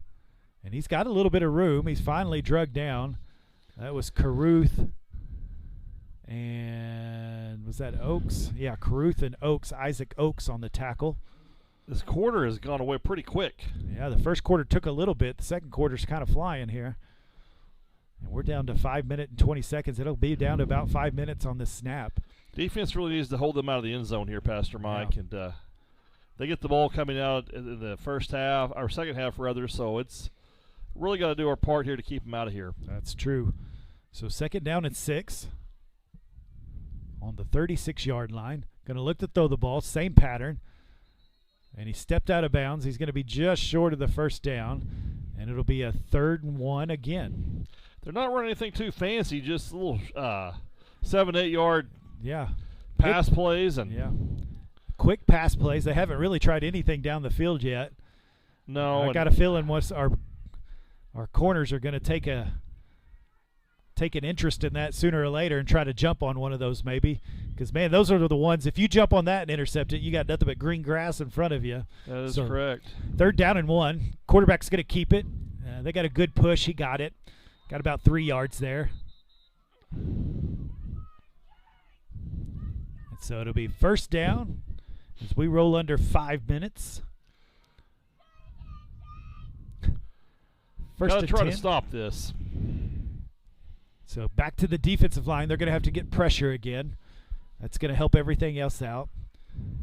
And so those guys have been working hard. Isaac Oakes, Luke Clement, Bryce Williams, Eli Kirkus there on the defensive line. Caruth and Lara, internet linebacker. And so number 10's the quarterback. That's Tristan Ivey. He's going to throw it deep. Good coverage. And it is thrown too far. Ben Birchfield was right there. And it was overthrown by about 5 yards. It was. That's a big play on 1st down. And it's kind of the first deep shot they've taken. Eliminate this little pass out here if you can. They're going to try to go for 7 or 8 yards, or maybe even less than that, see what they get. But let's shut that sucker down. Good job by Birchfield, as they've been running nothing but hitches, but he wasn't fooled on the deep pass. He was right there with him. And so 2nd down and 10. Going to look to throw again. There's that quick hitch. Got to come up with the tackle, and Reed McMurtry does. Nice job. I thought he was going to let go, but I did too. He grabbed a hold of that shoe and wouldn't let him go. And it'll be a short gain, so it'll be 3rd and 6. And that's a little bit better on the defensive side of what you want. So good job by McMurtry hitting that quickly. But you got to make sure you come up with that tackle, don't you? And he did. This is a big play. This is going to be 2-down territory. It's very important that we eliminate any positive yards here on this 3rd down. So 3rd and 6. We're on the 24-yard line. They tried to get the offsides. Didn't work. There's the snap. Quarterback keeper. He's going to lunge forward, and he's going to get about 3 yards there. And so I believe it'll be 4th down and 2. Watch for the little hitch route here, Pastor Mike, on this play. They don't need many. Looks like three yards. So 4th and 3. This could be a big play here. Like you said, Apache's going to get the ball back in the 2nd half. We're down to 3 minutes and 30 seconds. And so you would like a stop, because if they score here, they're going to get another chance to score here in just a little bit. And so big 4th down here in this 1st half. So 4th and 3. Tried to get the offsides. Doesn't work. Tried again. They're going to call a timeout. Good job by the defense. Good discipline there. Very disciplined play, and big play coming up, isn't it? Yeah, 9-6. It's been a defensive battle. Apache's finding a little bit. They're just moving the chains here. Boy, our band sounds good, don't they? The band director's doing a fine job with that group. I turned up the camera for the national anthem. You could hear them. They did a good job. So, well, the Bulldog defense has played well so far this 1st half. They've done a good job getting off the field twice. Apache has had 4th down, and we've been able to get the turnover on downs. So we'll see if they can step up here and make that play. The defensive line has done a great job on 4th down. They're going to have to really get some penetration here, get into the backfield, mess up the play, and then let your linebackers clean it up. But you're right. They might, like you said just a little bit ago, they might try that hitch pattern that they've been running so well so far. The quarterback's been on the money over there to that receiver to throw it to him. Man, they're in sync. I mean, he's getting rid of it, and that guy turns around, the ball's there. That's tough to cover. And so we'll see what they come up with here. Very tough to cover. I think if I'm the quarterbacks, that's what I'm going to play on as a cornerback. I'm going to look for that play. And then if you're on the defensive line linebackers, you're going to look for this quarterback keeper again maybe. So Reed McMurtry, the cornerback on the top side. And they are going to do the quarterback keeper, and he's going to find a little bit of room.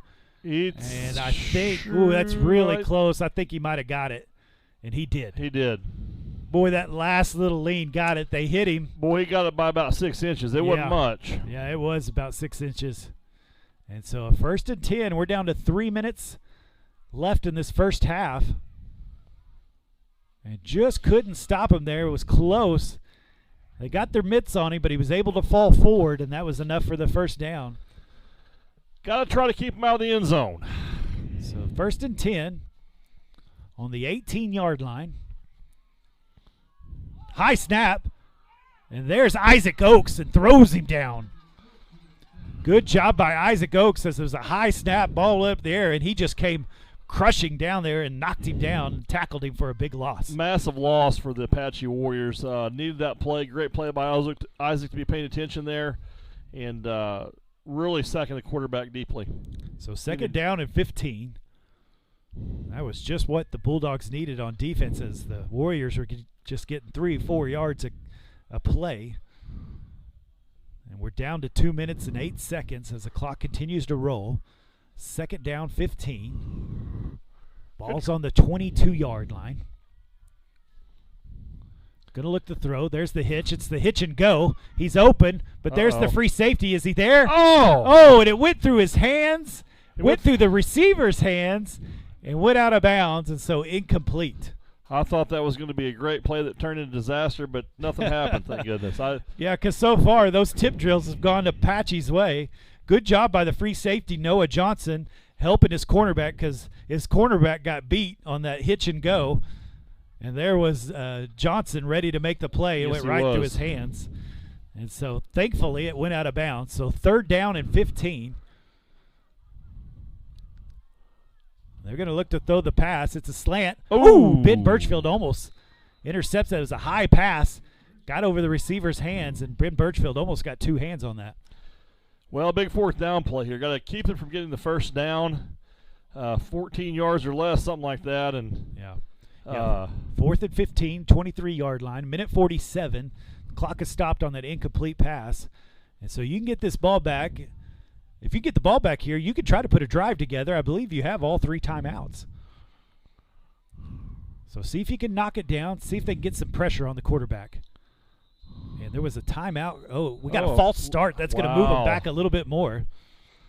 Apache's been in self-destruct mode here in this series. That's good, or at the end of this series. Yeah, finally moving that ball back. And, man, as they move the ball back, that means better field position. If you can get this stopped with a minute 46 and get the ball back, you might be able to put something together, especially with the speed we have on offense. And the arm that Reed McMurtry has, you might have a chance at this. So plenty of time. And 4th down and 20 on the 28-yard line. There's the snap. He's going to try to – there's people all over him, but he's finding a little bit of gap. Got to get him. Finally, Caruth grabs him and throws him down, and that will be short. He got all the way back to about the 18-yard line there. But the key is you stopped him on 4th down, got a turnover down. We have the lead. I don't know. I don't believe that Coach Warlaw is going to go conservatively here. They're going to try to score. Yeah, they can move the ball in a hurry. So a minute 38. It's 9-6. You're going to get a 1st and 10 on the 17-yard line.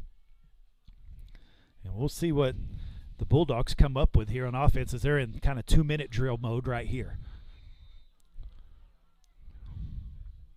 And McMurtry's going to look to pass. He's going to throw it out to Holding. Nice catch by Holding.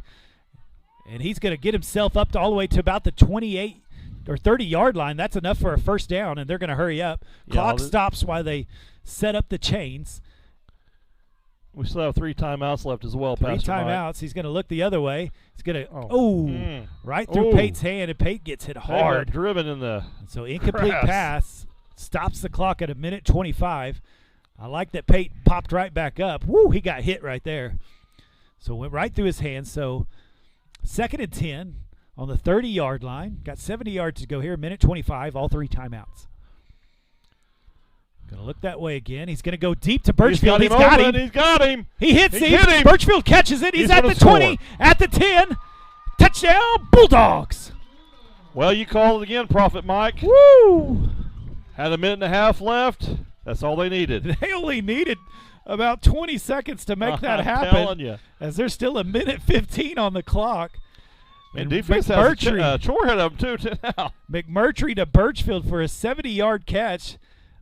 My simple math on just 2 pass plays is 120 yards. And so, wow.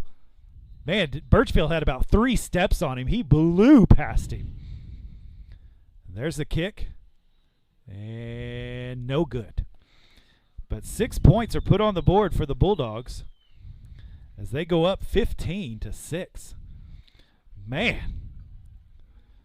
love that play. Whenever you see, you know what, I would go back to the play right before it. Even though Pate got hit hard, they ran the same play and McMurtry looked at Pate, and so it just stopped him just a little bit, and Birchfield was able to blow past. And so even though he didn't come up with something, you were able to get the next play to happen. That's right. And man, Birchfield was 3-4 yards ahead of that guy. He was. That was a beautiful play. Nice pass by McMurtry. Just put it right in his hands. I'm glad to see that connection back. How about you? I am too. And look for some more of that in the second half. And well, when that happens, it really opens up some of your other passing games too, because they're going to really focus on number 2, and it's going to open up number 1 and number 12. Almost said number 11, Clayton Hughes, but Clayton, unfortunately, is probably out for the year. He's going to find out the results of an MRI on Monday. I talked to him today, and his knees looks like a grapefruit. Oh, so, that's not good. That's no, it doesn't. He's played a lot of good. He has. So a lot of good football this year, but just a sophomore. He'll. Yeah. Which we could say that for a lot of them, can't we? Just a sophomore, just a freshman. Yeah. And so, man, a minute 15 left, and Bulldogs go up 15-6. Well, that was a big stop and a big score to finish this first half. So hopefully the defense can hold up for another minute here and go in at halftime with this score. That would be great.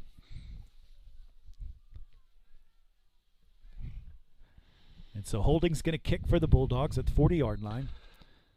We are a young team, Pastor Mike. Yeah. We've played like it some this year. But boy, think about the experience these kids have gotten all season long. There's a little pooch kick. It's going to find the grass. Boy, he catches it in full run, but he's tackled pretty quickly. I think he was tackled by his own guy. He might have. I don't know. It kind of looked like that. But he got to the 39-yard line, and so that's where the Warriors will start. They've got a minute and 13. Still, they only have 1 timeout. And so the clock's going to be their enemy on this drive. And so it looks like we've got number 70, Williams, number 53, Zach Willman, number 75, Luke Clement, and Isaac Oates there on the defensive line. The quarterback's going to keep it. He's going to find some room. They're finding some room there on that play, aren't they? And he's going to get himself about 9 yards there. Well, we have Ashton missing over there, and when they run that play and there's those other running backs in the backfield, there's about 8, 9 guys blocking for the quarterback, and that makes it tough when you have that many blockers. So 2nd down and 1, clock's running, down to 45 seconds. Going to hand it off. Warden was there, and then going to get a first down. Clement and Caruth clean it up. And there's enough for a first down, and then they're going to call a timeout. You know, really, in this situation, if you could get a tackle before anything's done, it's really going to be difficult for Apache to get another play off. Yeah, so it'll be 1st and 10 for the Warriors on the 50-yard line. There's 39 seconds left in this first half. And so they got a long ways to go. They've only had 1 big play, and that was that first touchdown. That's the only points they've got on the board. Yep. And that was the second play for the Apache Warriors, and they were able to kind of get something on the edge on a jet sweep, and he ran all the way down the field, had some good speed. That was number 6. But since then, the Minco Bulldogs have limited the big play, and they've been able to keep it in front of them. And so it's just been little chunky yards, moving the chains, and getting turnovers on 4th down. And so it's been good for the Bulldogs defense there. And we're going to have some of that here. They're going to stay strong, and hopefully the clock will work to our advantage as they have no more timeouts. Boy, the defense has really played well since that second play. They have played well, and really this reason we're in the ballgame. Offensively, we really struggled there for a while. We've had some pretty good plays offensively, but turnovers, But boy, kudos to this defense. What a night they're having. Yeah, good effort here. Let's see if they can continue to finish this first half off. Quarterback keeper again. He's going to find some room. Warden's going to finally bring him down, but not till he got a first down. He's going to get all the way to the 37-yard line. 34 seconds left to go. They'll wind the clock here, and it'll begin 1st and 10. And that was offsides, and that's going to help the Bulldogs. So that'll move them back 5 yards. That'll make it 1st and 15. 30 seconds. Are they going to wind the clock here? They do wind the clock. And so they're not ready for it. Goes down to 25. Their timeout. Yeah, they might get 2 if we're fortunate here. It's going to have to be a really quick play. What a big play. Kudos to that defensive lineman for catching up to Ben. Yeah. I have to give him credit because I thought after Ben didn't get tackled by the defensive back or whoever, not defense. Well, he might have been a defensive back in this thing, but the receiver, or the running back. Yeah, pretty impressive. I was hoping he was going to cut to the outside. He went to the inside, and that lineman was able to run him down, but still got about 50 yards after he intercepted that ball. And we were just hoping for 1 score, and we might have a chance at 2 scores here. So we'll see what Coach Wardlaw, I like the timeout to talk about it, get it figured out.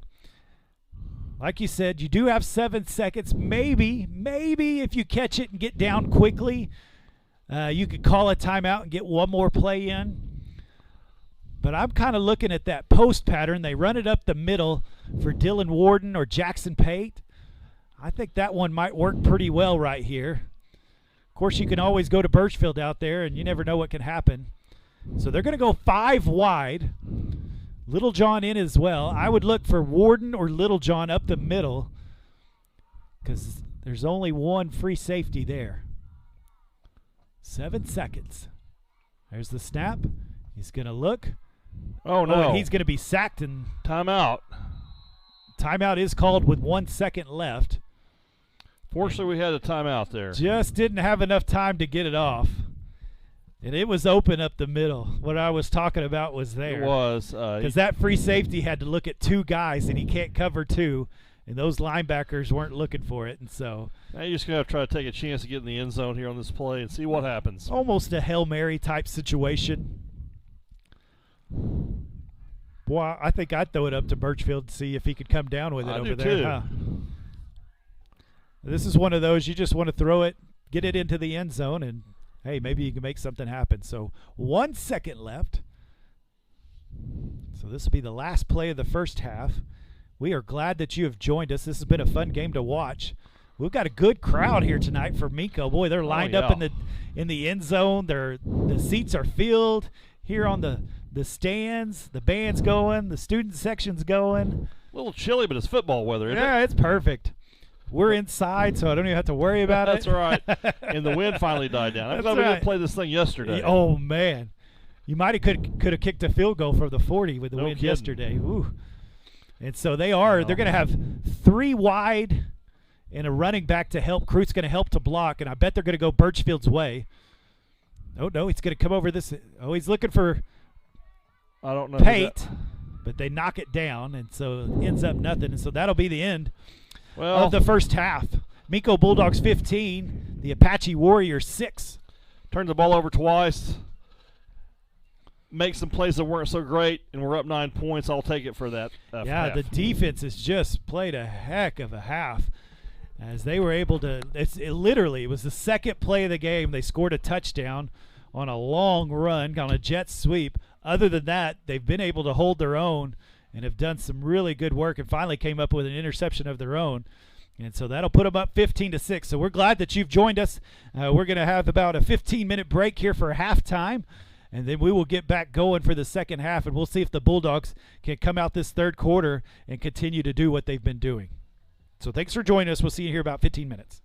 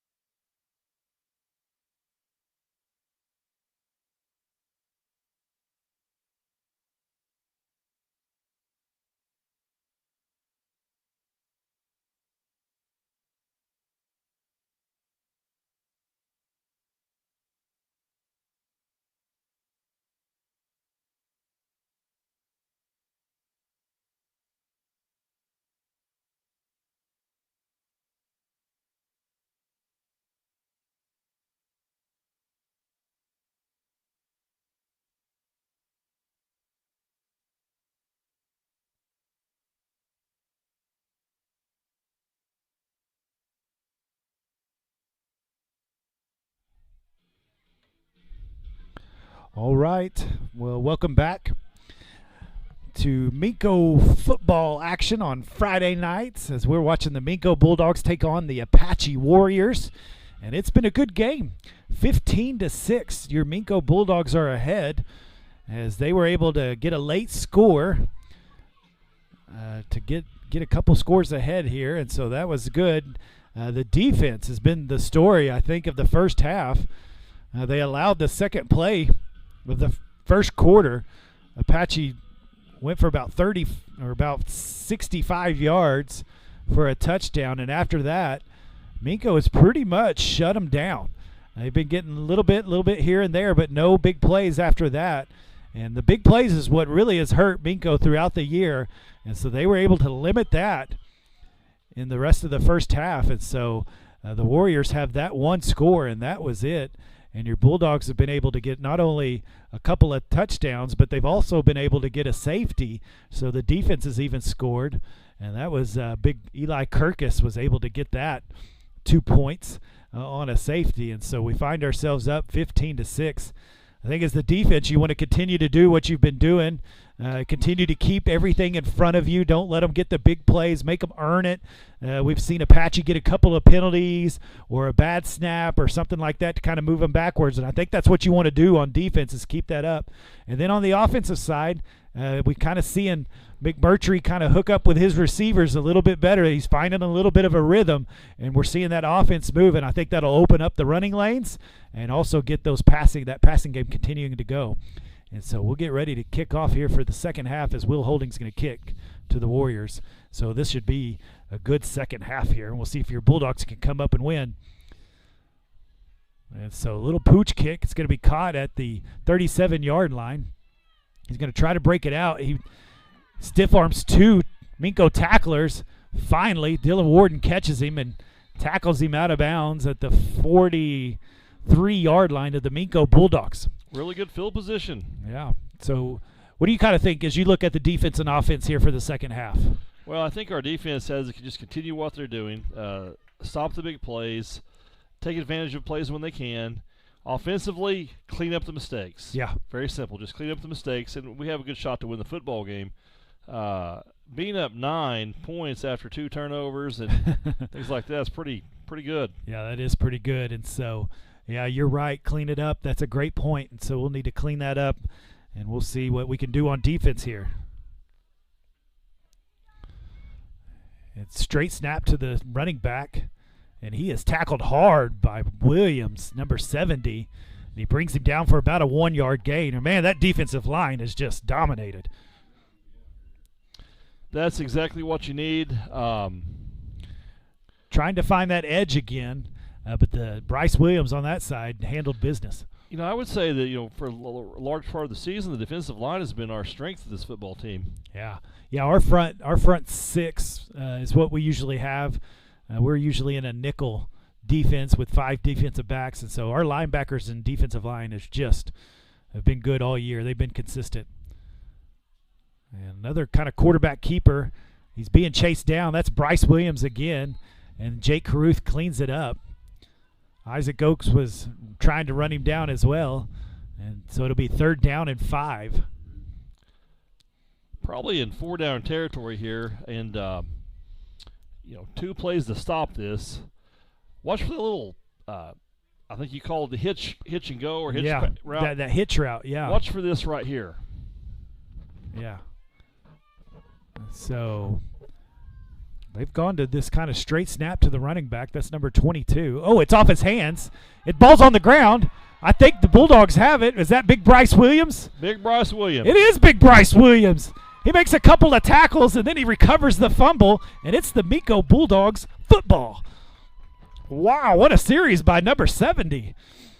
Great play, and like I said, there's some folks there in Texas right now that are jumping up and down. Yeah, 3 big plays, 2 tackles, and recovers the fumble. They've been hiking it to number 22, Travis Lindsay, the running back, just a straight snap to him, and he couldn't handle the snap, and the Bulldogs jump on it. It's their ball. McMurtry's going to pass. He was blitzed, didn't see him. Hit. And he got hit right as soon as he went to throw it, so that'll be an incomplete pass. That was a corner blitz there on the strong side. He never saw him. I like the idea of going big after a turnover. I do too, and it's important, really, if the Bulldogs can score, it puts just a little separation between these two football teams. We just haven't had that tonight yet. No, not yet. It's been tough sledding. And so it'll be 2nd down and 10 as we have begun the third quarter. Going to hand it off, and there is no room at all, and he's going to get nothing. So it'll be 3rd and 10. And the quarterback is not doing so hot right now. I don't know if he's cramping or if he's... Yeah, on the defensive side, yeah. He's not the quarterback on the defensive side, excuse me, folks, but he's a quarterback when he's on offense. Yeah. He's been banged up a little bit tonight. So 3rd and 10. Going to look to pass. There's a blitz from the middle. Oh, hit Will Holding on the run right in the hands. And he got his eyes moving forward instead of catching the ball. That would have been an easy first down. Good field position, too, for the Apache Warriors. Yeah, I think mentally you just go, hey, this is where we picked up the ball anyway, so we'll just start over again. Defense going to have to stiffen up and make sure they don't score. So, yeah, 1st and 10. And the quarterback's going to keep it this time. And he's tackled pretty quickly. He's going to get about 2, maybe 3 yards on that carry. And there was a host of Minco Bulldogs that were in on that tackle.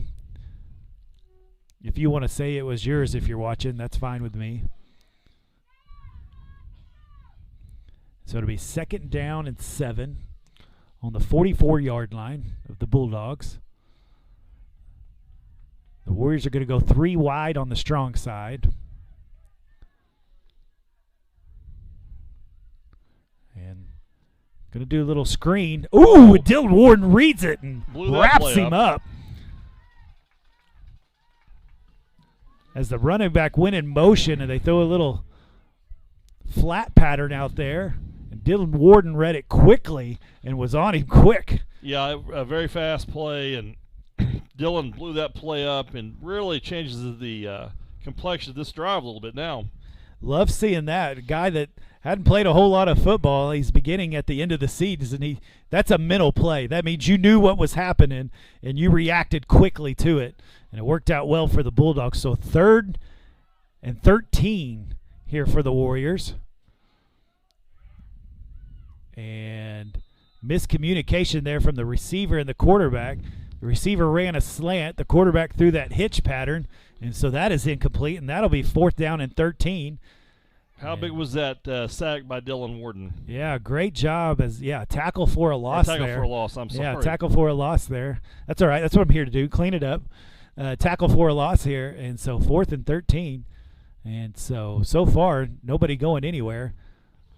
The Bulldogs came after that one, so bad snap. Oh, and he picked it up. And I can't believe he picked that up. A little advised, but and he's out of bounds at the 36-yard line. There was quite a ruckus here on the outside, closest to the That's stands. That's what I was watching. It was a little My ruckus. eyes got diverted. And so, but good pressure by the special teams, by the punt return team. They got back there and made him kick it quicker than he wanted to, and it was a bad kick. It only went about, 20 yards? Yep. And so it'll be 1st and 10 on the 36-yard line of the Bulldogs. He's going to hand it off to Johnson. Johnson's got a little bit of running room. Nice little cut there. And he's going to lean forward and get about 10, 11 yards. And that'll be enough for a Bulldog first down. Good run by Noah there. Noah's just deceptively good. Just one little cut, didn't he? Good hole by the line, and then he found one quick cut and got 10, 11, 12 yards on that one. Going to try it again to that side. Good job. He's got about 4 there. And so that'll be about 2nd and 6 as we're just over the 50-yard line. Johnson's going to come out a little shaken up after that tackle. Boy, he's been running hard. He's not a big guy. No, he's not. But he runs right in the middle of it, doesn't he? He does. He doesn't cut east and west or juke. He just goes. He is north and south, that is for sure. And he's hard to tackle. He's got a low center of gravity. Great little running back. Yeah, he's done a good job this year. And so they're going to hand it to Jake Caruth. He's got some room as well. And that boy likes contact, and he's going to move all the way forward. He turned about a 5-yard gain into about an 8-yard gain there. Yeah, that's Caruth enough for a first down. Just talk to you. Yeah. He likes the contact. He's not afraid of that. I think he thrives on a little bit. Yeah, I think he gets nervous if there's a lot of room. He'd rather have somebody on top of him, hand it off to him again, finds the hole. He's going to cut it upfield. And there he goes. He took it right to the linebacker, didn't he? And he's going to get about 14 yards on that one, and that's another Bulldog first down. As he was looking for somebody to hit. He's a I linebacker. He was going to cut outside, but he took inside, and there's too much linebacker in him. He can't help it. And he gets out of the first one, but there's another 2 there, and he's going to be down about yards out of that, I think. About the 4-yard line, so it'll be 2nd and goal on the 4.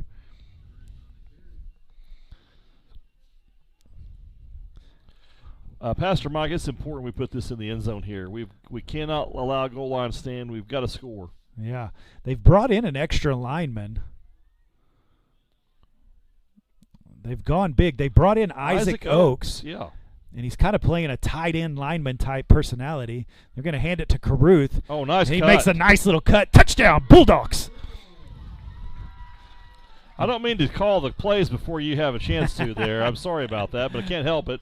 That was a nice cut by Jake Caruth. Very good cut right there by Jake Caruth. Instead of going at the guy, that time he made him miss. And that'll be a touchdown for the Bulldogs, and that puts another 6 on the board. So Holding's going to get ready to kick. Number 6, Gavin Johnson in to hold. Usually that's Clayton Hughes. And so gets it down. Kick is up. That looks pretty good. And it is. And so the Bulldogs. That's exactly what we needed, Pastor Mike. Yes, that was a great drive. And we have gone up 22-6 with 5 minutes and 57 seconds left in this third quarter.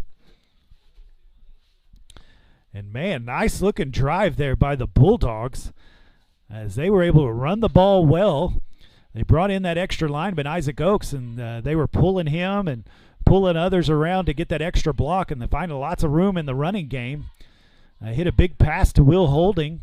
He was able to make a guy miss and get it down into the red zone. And Caruth did the rest of it and was able to punch it in on a nice run. And so that makes it 22-6 as your Bulldogs take a nice lead. And once again, Apache hasn't been able to do anything since that first big play on their second play of the game. And that's all they've had. The defense is just done really, really well. And so here comes Will Holding. He's going to kick it. We got 5 minutes, 57 seconds left in this third quarter. And as he's going to get ready to kick, special teams have done well. Defense is doing well, and the offense is starting to get going. And that's the way you wanted to start it off the third quarter, the way you ended the second quarter. So Holding ready to kick. He's going to kind of pooch it up there again. It is caught about the 35-yard line. He's met quickly. Is that number 25 again? And that was Reed McMurtry and number 28, Tasher Ruthhart. What a good play by Tasher. Yeah, on the special teams tackle. Nice job, Ruthhart, able to get the tackle. Oh, and then it was number 6, Gavin Johnson. I said Reed McMurtry. That was Gavin Johnson that helped clean it up. You know what? It is great. And then we say this every week. We're a young team. Yeah. The future's bright here at Minco, ladies and gentlemen. Yeah. Yeah, a lot to look forward to. And this season's a long ways from being over. That's right. Still looking at a playoff run. And so ball's on the ground. And Isaac Oaks. He's got it. Is that his second recovery? No, it was Bryce Williams on the first one. Isaac Oaks covers it up. I don't know what happened there. The quarterback just dropped it. And Isaac Oaks said, "Thank you very much." And Isaac's going to stay out there on the offensive line. They're going to keep that extra lineman package that they've been running. They haven't done that all year. That's a new wrinkle. No, it's a new look, and I like it. I do too. That power set. It appears that we want to try to run the football, and it has been working so far. So you can kind of watch these different linemen pull around and help the running back get extra room. Or watch for the long pass. It's going to go deep. Wobbly. Oh, and Birchfield still almost came up with it. That kind of fluttered on McMurtry. It just missed him short as Ben Birchfield came back to it and almost came up with that play. I didn't think he had a chance, and he almost got either. it. And I really liked the play call, though. Yeah. I think it was a great play call, trying to go for it on the first play after that turnover. And what do you call here? I think you run the ball. I think you're right. You run the ball. You've been getting about 5 yards a chunk, sometimes 10 yards. And so we're going to let the clock run a little bit. They're going to get the play in.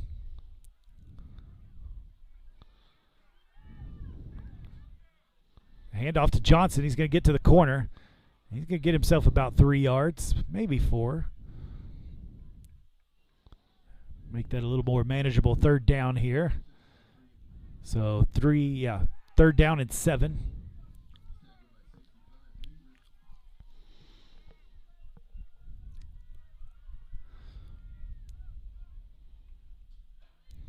Gonna hand. Oh, there was nowhere to go. That really collapsed quickly, yeah. didn't it, Pastor Mike? That's gonna back them up back to 4th and 10 as we roll down to 5 minutes left in the third quarter.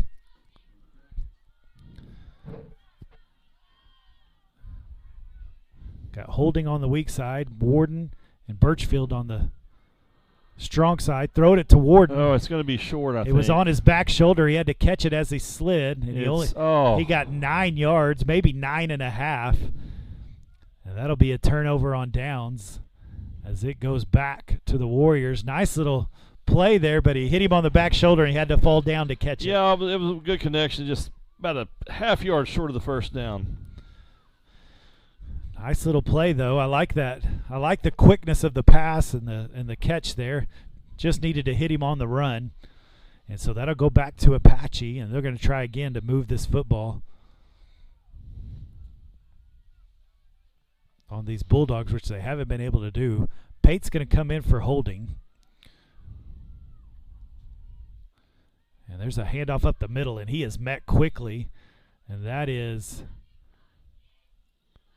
Who was that? Number 50. Yeah, that was Isaac Oakes and Jake Caruth there. Isaac's done a great job tonight on senior night. Yeah. Proud of that boy. Oakes and, Caruth, and, boy, they've been playing a good game. And so that's going to be 2nd down. They got about 3 on that one, so 2nd down and 7.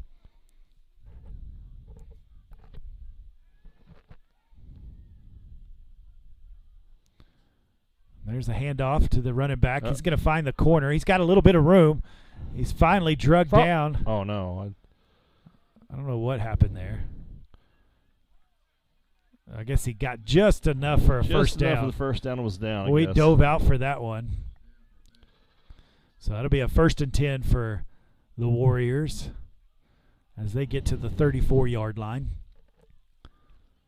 He found just a little bit on the edge there and was able to cut up north and south and get some yardage.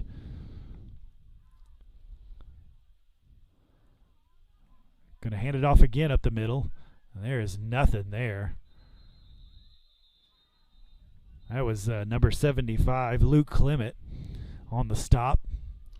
Seems like Jake Caruth is in almost every play, too. He is around that football he has in one form or another. Yeah, he has a nose for it. He's got a good vision. He's able to get to the hole where he needs to quickly. And so that'll be about 3 yards again, so 2nd and 7. Here just a second, I have another important fact about Jake Caruth as well. All right.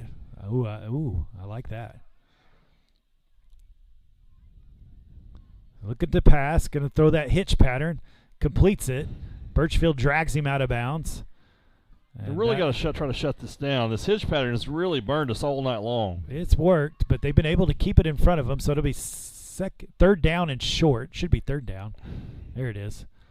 So 3rd down and maybe a yard. Minco stopped him here before.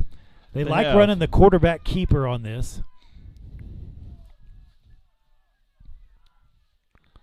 And they are going to hand it off, and they got a good push. A real good push. Birchfield drags him tackle. down. Good tackle by Ben Birchfield because there wasn't anybody else there. But enough for a 1st down, and Apache's starting to move the ball a little bit. Yeah, they are. We need to really try to stiffen up and end this drive right here. Yeah, I think so. I think you're going to see these defensive linemen get into the backfield. They've played a lot of plays. They play the offensive line and defensive line. We haven't rotated quite as many in as we usually do. And there's that hitch pattern again. Birchfield read it and knocked it down.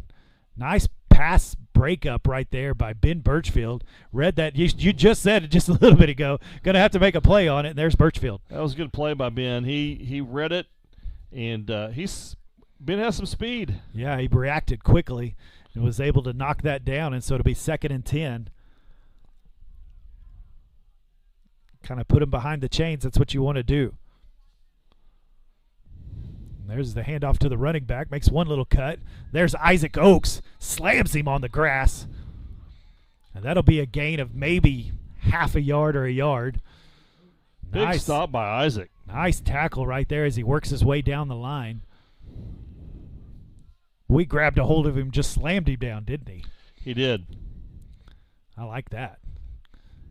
I like the physicality. So 1 minute and 57 seconds left in this third quarter. This third quarter's just kind of rolled along here, hasn't it? It is. And so 3rd and 10. There's the hitch and go. He's going to run it, and he is tackled by Isaac Oakes again. good job by the defense, the line to penetrate that. And he was open, but he didn't have time to get it to him. no, he did not. And that hitch and go, you need some time, don't you? You need some time, and he didn't have it. Put him in 4th and long here, Pastor, and big play again by the Bulldog defense here for stop. It looks like they're Clement was going to come out, and he said, punt? nah, I'm going to try this. Yeah, it looks like they're going to look to punt, but I would play it I safe. think they'll play safe here. Dylan Warden is back at the 10-yard line waiting on the kick. And so we'll see if we get a punt here on 4th and 7. And he does get it off. It's going to roll over. It's going to Just get let to it the end go. zone or not, and it does. It So does. it'll be a touchback. And so that'll start on the 20-yard line, and the Bulldogs got it back. Another big defensive stand by the Bulldogs. And again, by the defensive line. That front six has really just done a really good job. Jake Caruth and Carson Littlejohn at linebackers been able to plug the holes up, and the defensive line finally answered there. They got a couple first downs, was moving down the field, and the defense stood up when they needed to stand up. And so they got the ball back, 1st and 10. McMurtry's ready for the snap. He's going to hand it off to Johnson. He's got the hole. So we've got a flag on the play. There is a flag on the play. That's an interesting spot for a flag. The umpire called that one. He got about 5 yards on that carry. I don't know what they're going to call there. They're going to call a hold. And so that'll get against the Bulldogs, so that'll move them back from that spot 10 yards. We got 54 seconds left in this third quarter. So it's been moving along. And so it'll be first and 16. That's what I'll go with. Maybe 1st and 15. As they're back on the got him off sides as they went to the hard count. Got that 5 yards back. Got it back. That's the second time this game. And so got 5 yards back. And so that'll make it, I believe, 1st and 10, or it should be pretty close to it.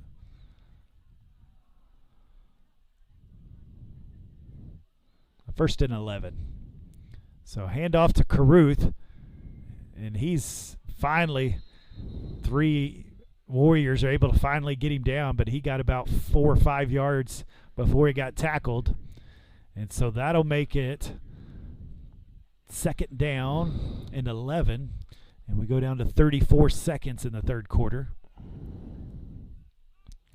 So 2nd down and 6.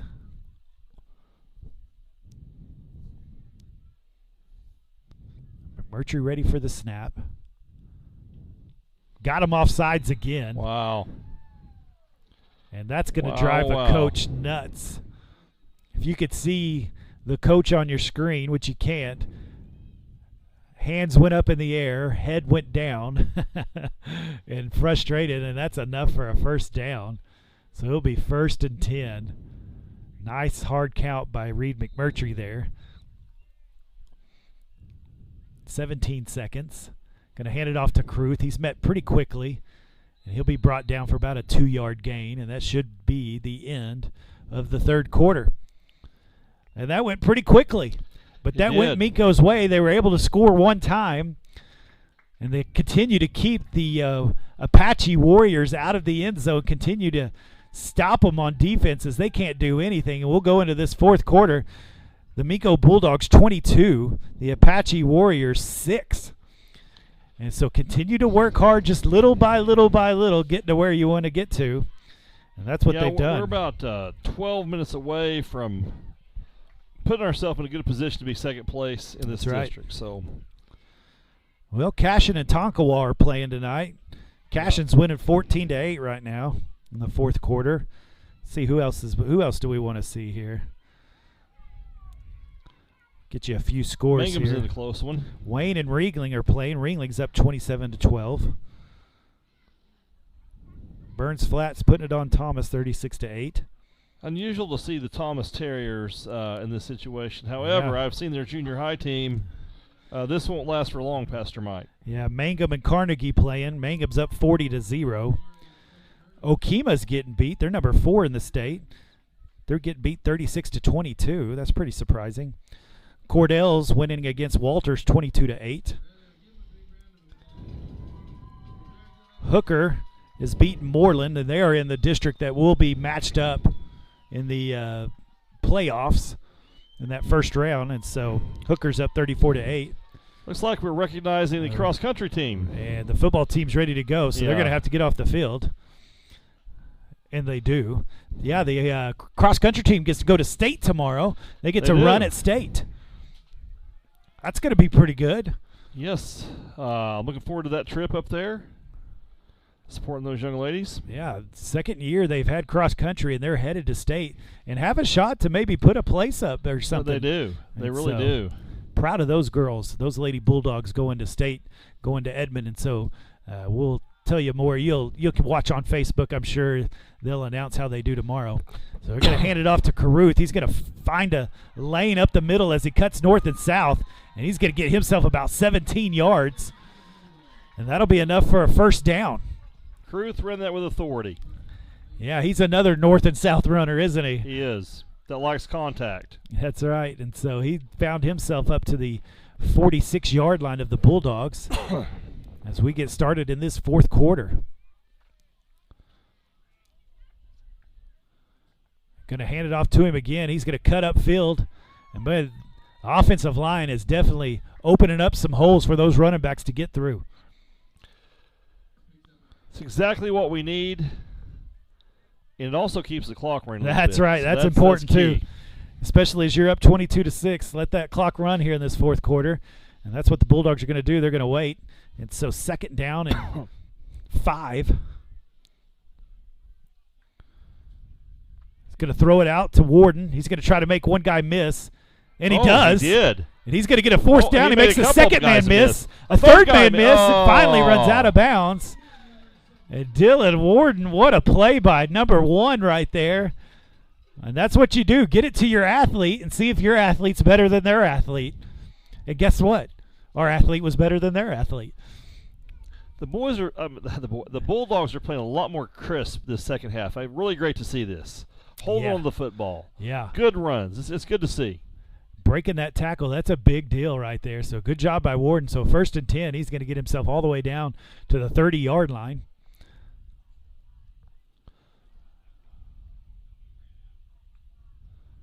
And Reed's going to hold it. He's going to throw it out. Oh. There was a hold, and there's the flag. There was interference on that play. Defensive interference. Yeah. As it thrown to Birchfield, but Dylan Warden, he got past his guy, and I think his jersey got stretched out about 3 feet as the Warrior defensive back. That was all he could do. And so I believe they will move this. You know, one thing I've learned about football, sometimes the pass interference play is not a bad thing. No. I've seen it stop many touchdowns. Yeah.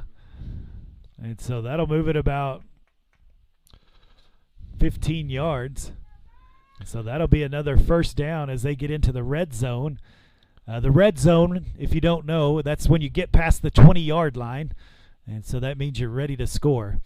And so that's going to be at the 15-yard line. So it'll be 1st and 10 on the 15. And they got the wrong football. They threw it to Apache, and it was Minco's football. Pretty unacceptable. That's how dare they? So 1st and 10. Caruth out there at running back. They're going to look back here to coach, get the play call. Changing something up a little bit, maybe. And they're going to get it to him right up the middle. Boy, he hits that hole quickly.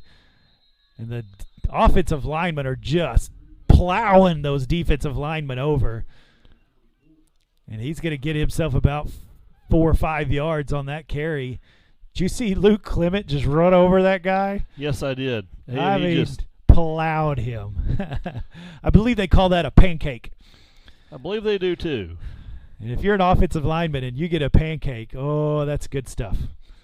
And that's when you put somebody flat on their back. And so 2nd and 6 on the 11-yard line. Reed's going to pull it. Oh, he makes a man miss. He's going to look for the end zone. I think he's got it. Touchdown, Bulldogs. Reed McMurtry runs it in for a touchdown. Great move. Great blocking. Great blocking. And just really a great play all the way around, but great blocking for that. He made him miss, didn't he? Kind of ducked his shoulder. He did. And was able to get that blitzer coming up off the edge to miss. And then he found some room, cut it upfield, and found some grass to run on, and touchdown Bulldogs for Reed McMurtry as he scores a touchdown. And looks like offsides on Apache. They're going to move that a little bit closer. Bulldogs go up 28-6 here, trying to get an extra point. I think they declined it. So offsides on Apache. They declined it. Keep the ball where it is. Don't throw off the rhythm. So Johnson to hold. Good snap. Good hold. Looks like a good kick. And it is. Good job. And so the Minco Bulldogs go up 29 to the Apache Warriors 6. Man, this is what you wanted to see in the second half. It is. Really kind of dominated this game ever since that first play for Apache. Really have, and overcome some turnovers, and just they've just done very, very well. And really needed a game like this after last week. Last week, you know, we talked about this a lot. You can't maybe ad nauseum, but it was a 4 or 5 play difference football game. That was about it. Yeah, I definitely thought so last week. I thought it was a game of inches, and Mangum was able to come up with plays, and we weren't able to make those plays, and that was the difference in the game. I don't think they were that much better. I think pretty evenly matched. Yeah, I think so too. And tonight, that other than that first quarter where we had a couple of interceptions, we let them score on that big play. They've cleaned up everything else, and they've been able to play really good defense, and the offense is finally starting to click. And you're right. I think they did need this for sure. They've just moving forward. Dominated this first half. I mean, their second half. Yeah. It's really good to see, and they've controlled the clock. They've controlled everything about this half. It's just what we needed. Yeah. So far, if I'm giving a game ball away, I'm going to give it to that defensive line and offensive line, which is the same guys. They have just done a really good job in this game and really have dominated it. And so Holding's going to get ready to kick. We're down to 10 minutes left in this game. He's going to get it to about the 30-yard line. They pick it up. And Caruth on the tackles him all by himself. You know, an important that fact, boy just knows where the ball is going to be, doesn't he? He does. And an important fact about Jake Caruth that that's may right. not know, his mama can make a mean burger or a coney at Sid's Diner. She owns Sid's Diner. Tell you what, try it out. It's a good place. Yeah, that's true. They got a good breakfast, too. What's that? They got a good breakfast, too. They do have good breakfast. I know. It's real good. And so all the starters still out there. Trying to get the fans crowd are getting up there. Fans are getting excited. We're getting a little D up out here. And so the Apache Warriors 1st and 10 on the 42-yard line. They're going to look to throw. Looking for a deep pass. McMurtry's got there. A chance. Oh, and he catches it over McMurtry. He was right How there. How did he do that? What a catch by number 6. That was the one who scored the touchdown. Did he catch that over his? You call that? He mossed him is what he did. That's incredible. That was a really good catch. That's Dakota Roberts for the Apache Warriors. McMurtry did absolutely everything right, but come down with the ball. And Roberts was able to come down with it, and so they get a big play. That was the game of inches we talked about last week. That's kind of what happened to us. If you didn't watch last week, it was just like that, where we were in position, did everything right, but just couldn't come up with the play. So 1st and 10 for Apache. You're going to look to throw again. Oh, ooh, and it goes through his hands. I thought Ben, if he was close, and that would have been almost 6. Yeah, that was Braden Curry out there. He went to run before he had it. That's tough to do. Sure So is. 9 minutes, 50 seconds left in this game.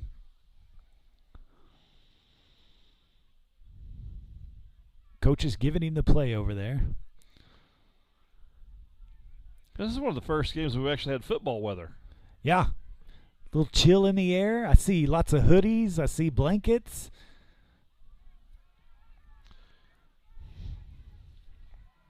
Second and 10. And got a timeout. They took a little too long. Play clock was about to run out. And so that'll be timeout Warriors. You know, the tomorrow night's a big night in Minco. Trick or treat That's right. night. Trick or treat night. And, This is what I love about small towns. Yeah. I have bought a lot of candy, so if you're out there listening, you have kids, or if you're a kid listening, come on by. I'll be out there sitting out there That's giving right. away some good candy. Also, your church recently had the fall festival. I Yeah, think we had Wednesday a night. lot of fun Had Wednesday about, what, night. 300 people there. Yeah, 300 kids come through. We had a slew of people out there. It was great. Incredible. It was a lot of fun. We had a lot of people out, and we had some chili. We had a chili cook-off. Oh, that was okay. pretty fun. I don't think I won. I was close. You know, when you make chili, I usually do 2 pounds, and that chili's pretty good. But Yes. when I go to 4 pounds, I struggle, Mr. Sims. Well, I it's- struggle. I understand. I don't know what it is about the 4 pounds. I can't get the seasoning understand. right, and so I don't think I won at all. So that was a little disappointing. But other than that, it was a great night. It was a great night. I tell you what, it's going to be chilly. It's going to be chilly weather next week, Yeah. from what I see. Yeah, it is going to be some chilly weather. Big second down play here, Pastor. So second down and 10. Defense has been playing well. Apache's finding a little bit of room here. They're going to little trick play. trickery. He's going to throw it. Oh, he's hit hard.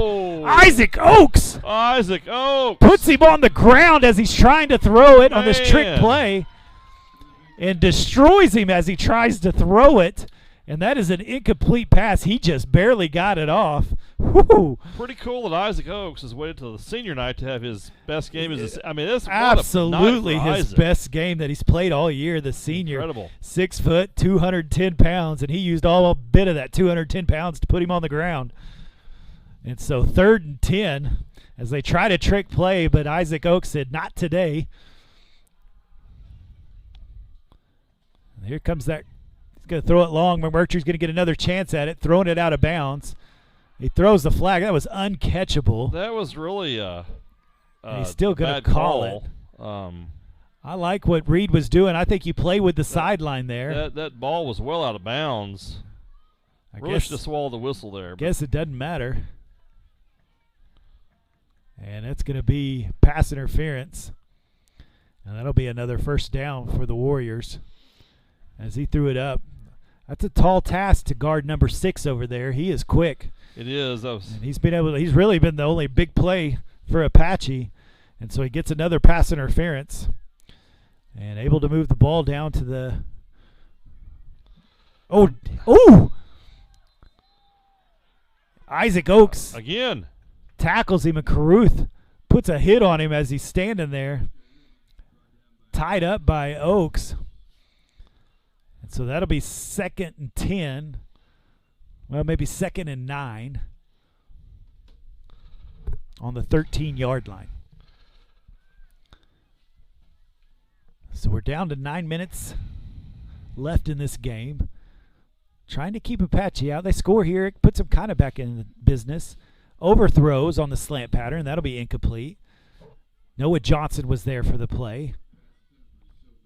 Yeah, because if they score here, that get an onside kick. You could try to get back into this. Yeah, that last score really helped a lot. Kind of try to put the nail in the coffin, but Apache's still fighting here. Yeah, and I've seen 2 crazy games, Watauga Minco and then That's right. Minco Crescent. So That's right. We've seen it before. I'm not too comfortable till it gets really, really late in the ball game. Once Nice against us, lead. once for us. We've seen something crazier, and so we'll see if the Bulldog defense here can bend but don't break. And so 3rd and 9.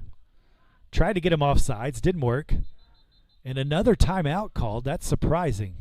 It is surprising. As a coach, that wasn't a good play. And so you're timeout. behind 23 points here. You're not going to have. You're going to need those timeouts. Yeah, you're going to need those timeouts, and not for that. You need to be able to have those timeouts ready to go. If you're going to try to get them offside, you should already have a play ready to go.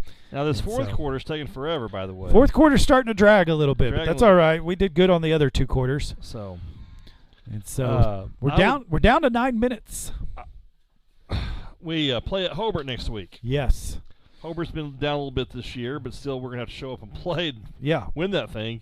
After that, I think that'll be a game you want to win early and stay healthy. That'll be the key. Stay healthy because we'll be able to have a home playoff game. That's right. I'm not that district we match up against is so confounded, but I think it might be Moreland. I'm not sure. It depends who's going to finish 4th in that thing. They're all last week. They were all 4-0 or something. It's just unbelievable. It was interesting. We'll play the 3rd place team, I believe. Yes. So I'll see if I can pull that up for you here in a little bit. So we've got a 3rd and 9. Going to look to throw the ball. He does. And bad communication there. He threw the ball a little too early. He was looking for a 10-yard pattern, and he got about a 13-yard pattern. And so that'll go to 4th down. So 4th and 9 on the 13-yard line. Yeah, there's still some football. There's still a lot of football. Fairview is 5-0. Hooker's 5-0. Moreland's 4-1. Merritt and Burns Flat is 2-3. So yeah, there's still some. And Moreland's losing tonight. Yeah, these last 2 nights they're gonna have to figure out on the other side. So we won't know till next week for sure. And so gonna throw the ball. He looks out that way again, and miscommunication again, and that'll be a turnover of downs. And the defense does exactly what you want them to do. Man, they have played good. And once again, keep him out of the end zone. Yeah, and here's a drive. You would try to get some yards chewed up on the ground. Looks like number 25, Jake Cruz's going to stay in here. And we may pass the ball. I'm not saying we're not, but I think we're going to run this thing down. I bet you're going to get a heavy dose of Caruth right here. I think you're right. I think so. And so McMurtry and Caruth in the backfield. Yeah, Burns Flat's going to win tonight, it looks like. They're going to hand it off to Warden. He's going to find the corner. He's going to cut it up. Oh, it's Birchfield. Sorry. And he's going to get himself up to about the 19-yard line. He's going to get about 5. Pretty good little play. 2nd down and 5.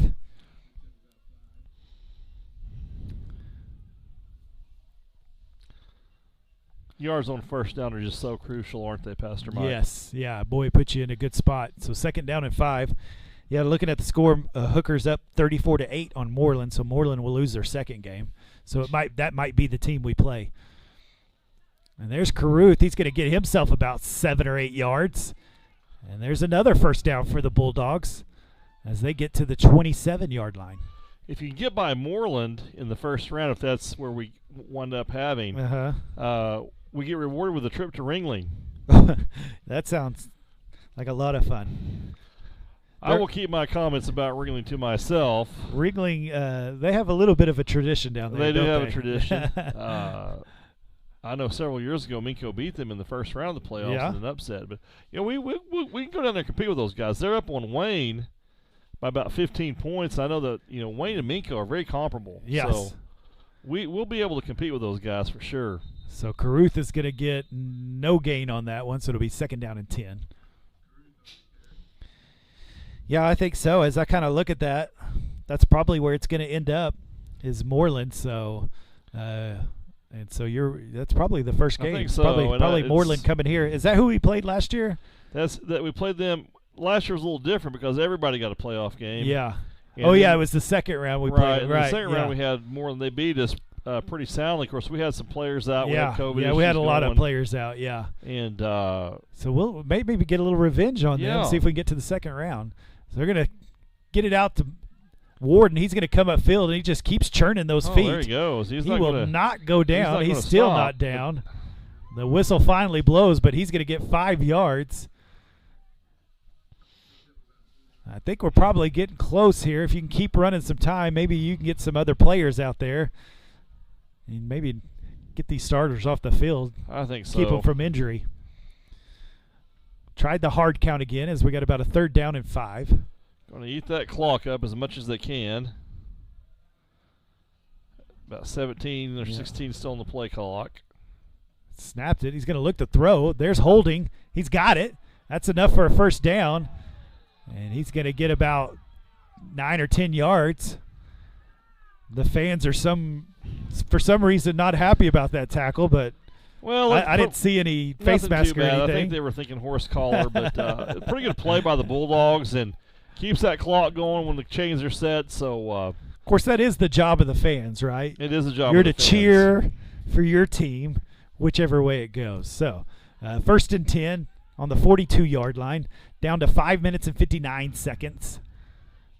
Well, now that looked like a face mask, but it's not called. I guess not. And so now the fans are having a little more fun, and so it's going to be 2nd down and basically 10. And the clock keeps moving. We're down to 5 minutes and 35 seconds. That's the biggest key to this drive. That's right. Run clock, run. Keep getting first downs. Keep letting that clock run.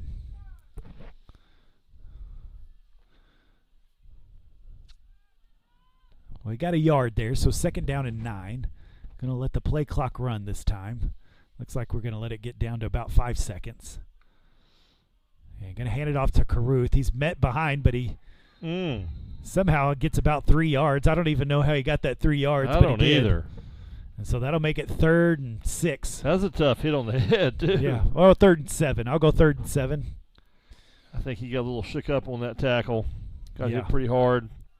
So Give him a breather. On the 46-yard line, Johnson comes in. I've liked that duo so far. They're kind of similar in the way they run. They are. Caruth's got a little more meat on his bones. Yeah, Noah's a little bit quicker. But I like that 1-2 punch. So 3rd and 6. Try to draw him again. Good play. They stay back this time.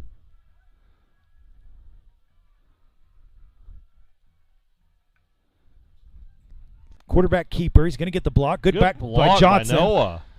And he's going to dive for the first down. He's got it, no problem. As he gets all the way down to the 44-yard line of the Warriors. Boy, I like that play. That was a good-looking play. Good play, and Noah had a nice block out there on the outside edge. Yeah. That was Kirkus pulled as well, and he was able to get a good block. And so good job there by the offense. Nice little play there. I liked that a lot. McMurtry was able to get a good chunk of yards and get first down, and the clock keeps moving. Bulldogs have controlled this half, Pastor Mike. It's They been fun to have. watch. It has been all Bulldogs, that's for sure. We're down to 4 minutes. And the clock continues to roll. 1st and 10 on the 42-yard line. He's going to hand it off to Johnson.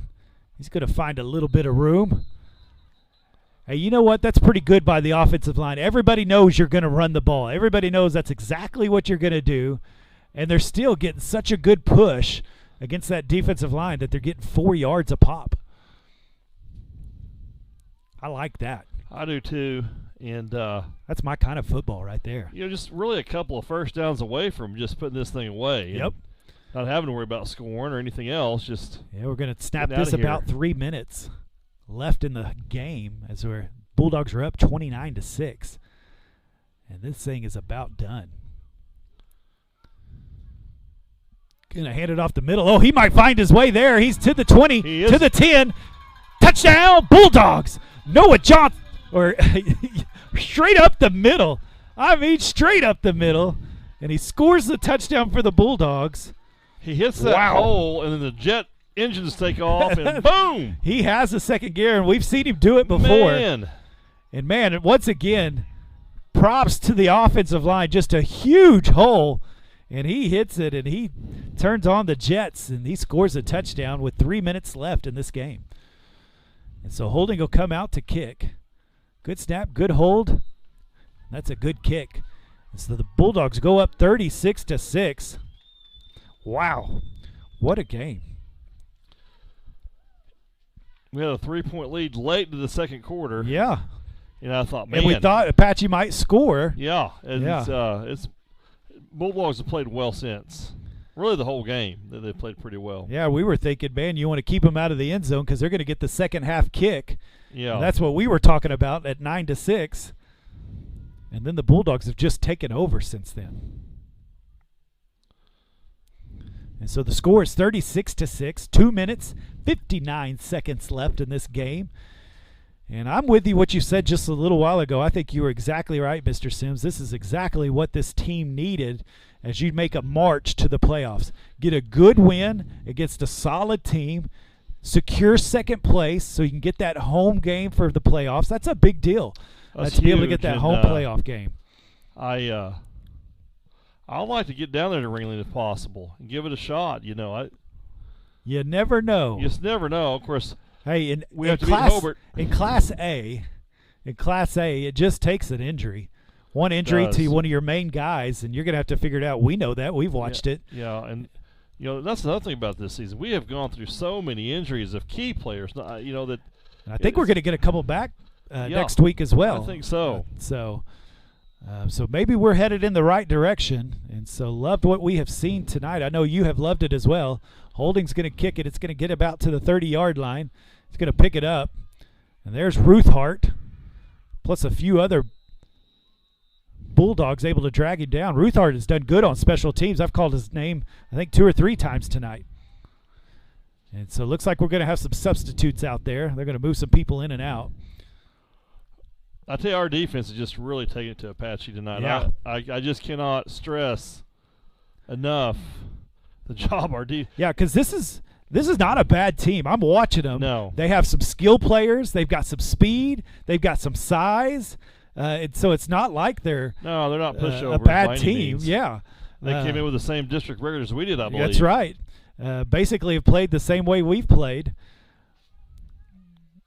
And the Bulldogs have just dominated since the end of the second quarter, and they're going to hand it off, and there's nowhere to go again. And good job by Carson Littlejohn making him cut up. And then finally, was that Schneider that hit him? Maybe that was Lara that hit him. And so let me give you some names here. Let's see if I can come up with some. Gavin Goodman out there, number 72, number 52. Shane Godwin. Rhett Schneider, big number 50. Number 60, Hoalera. 33, Carson Littlejohn still out there. I see Ruthhart out there. I see number 6, Gavin Johnson. And running back's going to keep it. And there's Johnson. And there's a flag. I think they're going to get a block in the back. Either a hold or a block in the back. I'm not sure what they're going to call on that. And so number 72's out there as well. That's Gavin Goodman. I think I called his name. Who else is out there? 56. Or maybe they're not going to call anything. They're going to wave it off. So Colton Mendez, I think he thought there was a face mask, but it was not. Okay. And so I think maybe they helped him out. That is enough for a first down. So number 56, Colton Mendez is out there. I see him. And so I think I've got everybody that's made it out onto the field. Still a couple starters out there. Littlejohn still out there. Holding still out there. Noah Johnson still out there at free safety. And so ball's at the 43-yard line. They're going to hand it. Oh, ball's on the ground. Mendez picks it up. Go. He's at the 40. Go. He might get it. He's at the 20. The 10. Touchdown, Bulldogs. Colton Mendez, number 56, picks it up and takes it to the house. A scoop and score. How about that for Colton Mendez? That's awesome. The freshman comes out late in the games and gets him the scoop and score as he takes it to the house. Look at him come off the field. He is pumped. Oh, he's excited. And the teammates are excited. Yeah, that's good to see. They're all patting him on the head. Wow. What a gift. What a gift. He took off, didn't he? Oh, man. The quarterback tried to catch up to him, but he couldn't. You know, Colton was one of our forces in junior high football. Yeah. That young man is going to be a player before he graduates. Yeah, because he's going to get a little more size to him, yeah. and he'll be somebody to reckon with, that's for sure. He's not afraid to hit you, I promise you that. And so here's the snap. Oh, it's high. That was and he gets the hold down, but it got a little off, and so that'll be it. So it's 42-6, and this game has been dominated in the second half. I don't know how that ball got on the grass, but it did. I don't either, but it was right in front of Mendez, and he scooped it up, and he had big plans for that, didn't he? Yes, he did. Well, that's good stuff, man. I love it. I love it when the guys come out and get rewarded. and play hard. Well, When you get your chance, take your opportunity there, I right? can't say this enough. How fortunate and blessed we are at Minco with, man, we just have a good school district. We have a lot of good people in that district, in our district. Yeah. And we're very successful at what we do, whether it be our academic team is doing very well, a football team, a softball team that made the state tournament, runners. Hey, the 6th grade girls won 3rd place today. Hey. That's exactly right. Sound like a proud dad talking and beat AMPO. How about that? Yeah, it's always a good day to beat AMPO. It is always a good day to beat AMPO. I don't know if David Treadway's still listening in, but hey. He's a Bulldog at heart. He's a Bulldog at heart, that's right. It's a Holding will get out to kick. And a good kick. It's going to roll out of bounds. We will be. Hey, tell us about cross country just a little bit more. What time will they run tomorrow? Do you know? They're running at 1:30 at Edmond and Santa Fe High School. So I'll be headed up to Edmond tomorrow, and I don't think those cross country meets take too long. No. And it's over. But are you gonna keep us updated on Facebook? I will put that on Facebook. There you go. And, Good. Let everyone know how we do. I think we're going to do pretty well. I think we're going to represent well. Yeah, you take 5 runners and you kind of add up their place. And as you add up their places, that's how that works, as you kind of score that. And so each team's got 5 runners, and whoever comes up with the lowest number, because you want the lowest places. And so that's what you're looking for. There's a tackle by big number 50. Rhett Schneider drags him down. That's somebody you don't want falling on top of you right there. No. He has got some size. And so good tackle there. And so just a gain of about 4, and we're down to 1 minute 20 seconds. Well, yeah, you watch out for that tomorrow a little bit after noon, and keep up with Mr. Sims to see how our girls do in state. Man, they might have a chance to get into the top 10. And if they can get in the top 10, that's quite an accomplishment. And a lot of teams will be playing. And there's Mendez on a big tackle. Going to back him up. And it'll be 3rd down and 10. The second team playing just as hard as the first team. That's right. They also don't want him to score again. I can't believe they scored on that second play. Apache had a false start, moved back 5 yards. Next play, scored from about 65 yards out, and I thought, uh-oh, this might be headed the wrong direction. And the defense has just shut them down. Yeah, just shut them down. Really, our offense came alive tonight, yes. too. Great to see that. And it's great to see Jackson Pate back out there tonight. Yes, really good to see. Tough break in the first game, and he'll be a contributor before this thing's over. Yes, yeah, he's gonna be out there. And so there's another tackle for a loss. Didn't go anywhere. That should do it, I would think. That should wrap it up. And great job by the Bulldogs tonight, Pastor. Yeah. So great to have you tonight. Glad you joined us and watched this. And so the Minco Bulldogs are 42, the Apache Warriors 6. And the Minco come away with a huge district win and sets them up. If they win next week against Hobart, they're going to be locked into 2nd place, and we'll have a home football game. And so can't wait for that. I'm going to miss you next week. I'm going on vacation, so I don't know what Mr. Sims is going to come up with for you next week. But he'll be bringing the game for you from Hobart. And then I'll be back for that playoff game, and we'll see if the Minco Bulldogs can make a playoff run. And so have a great time. We will be airing the game on Bulldogs.tv. It won't be near as good without you, I promise. It's just me, but we will be able to watch that ball game next week. So. And I'll try to catch it as well, as I'll be sitting in front of a campfire. That's what I'll be doing. And so once again, thanks for joining us tonight. Glad that you've been with us all year. And a big win by the Minco Bulldogs as they win 42-6. And they have set themselves up to get a home playoff game as that starts in a couple weeks. So join us next week for Hobart. And check out Mr. Sims' Facebook tomorrow to see how the girls do for cross country. Once again, thanks for joining us, and you have a great night.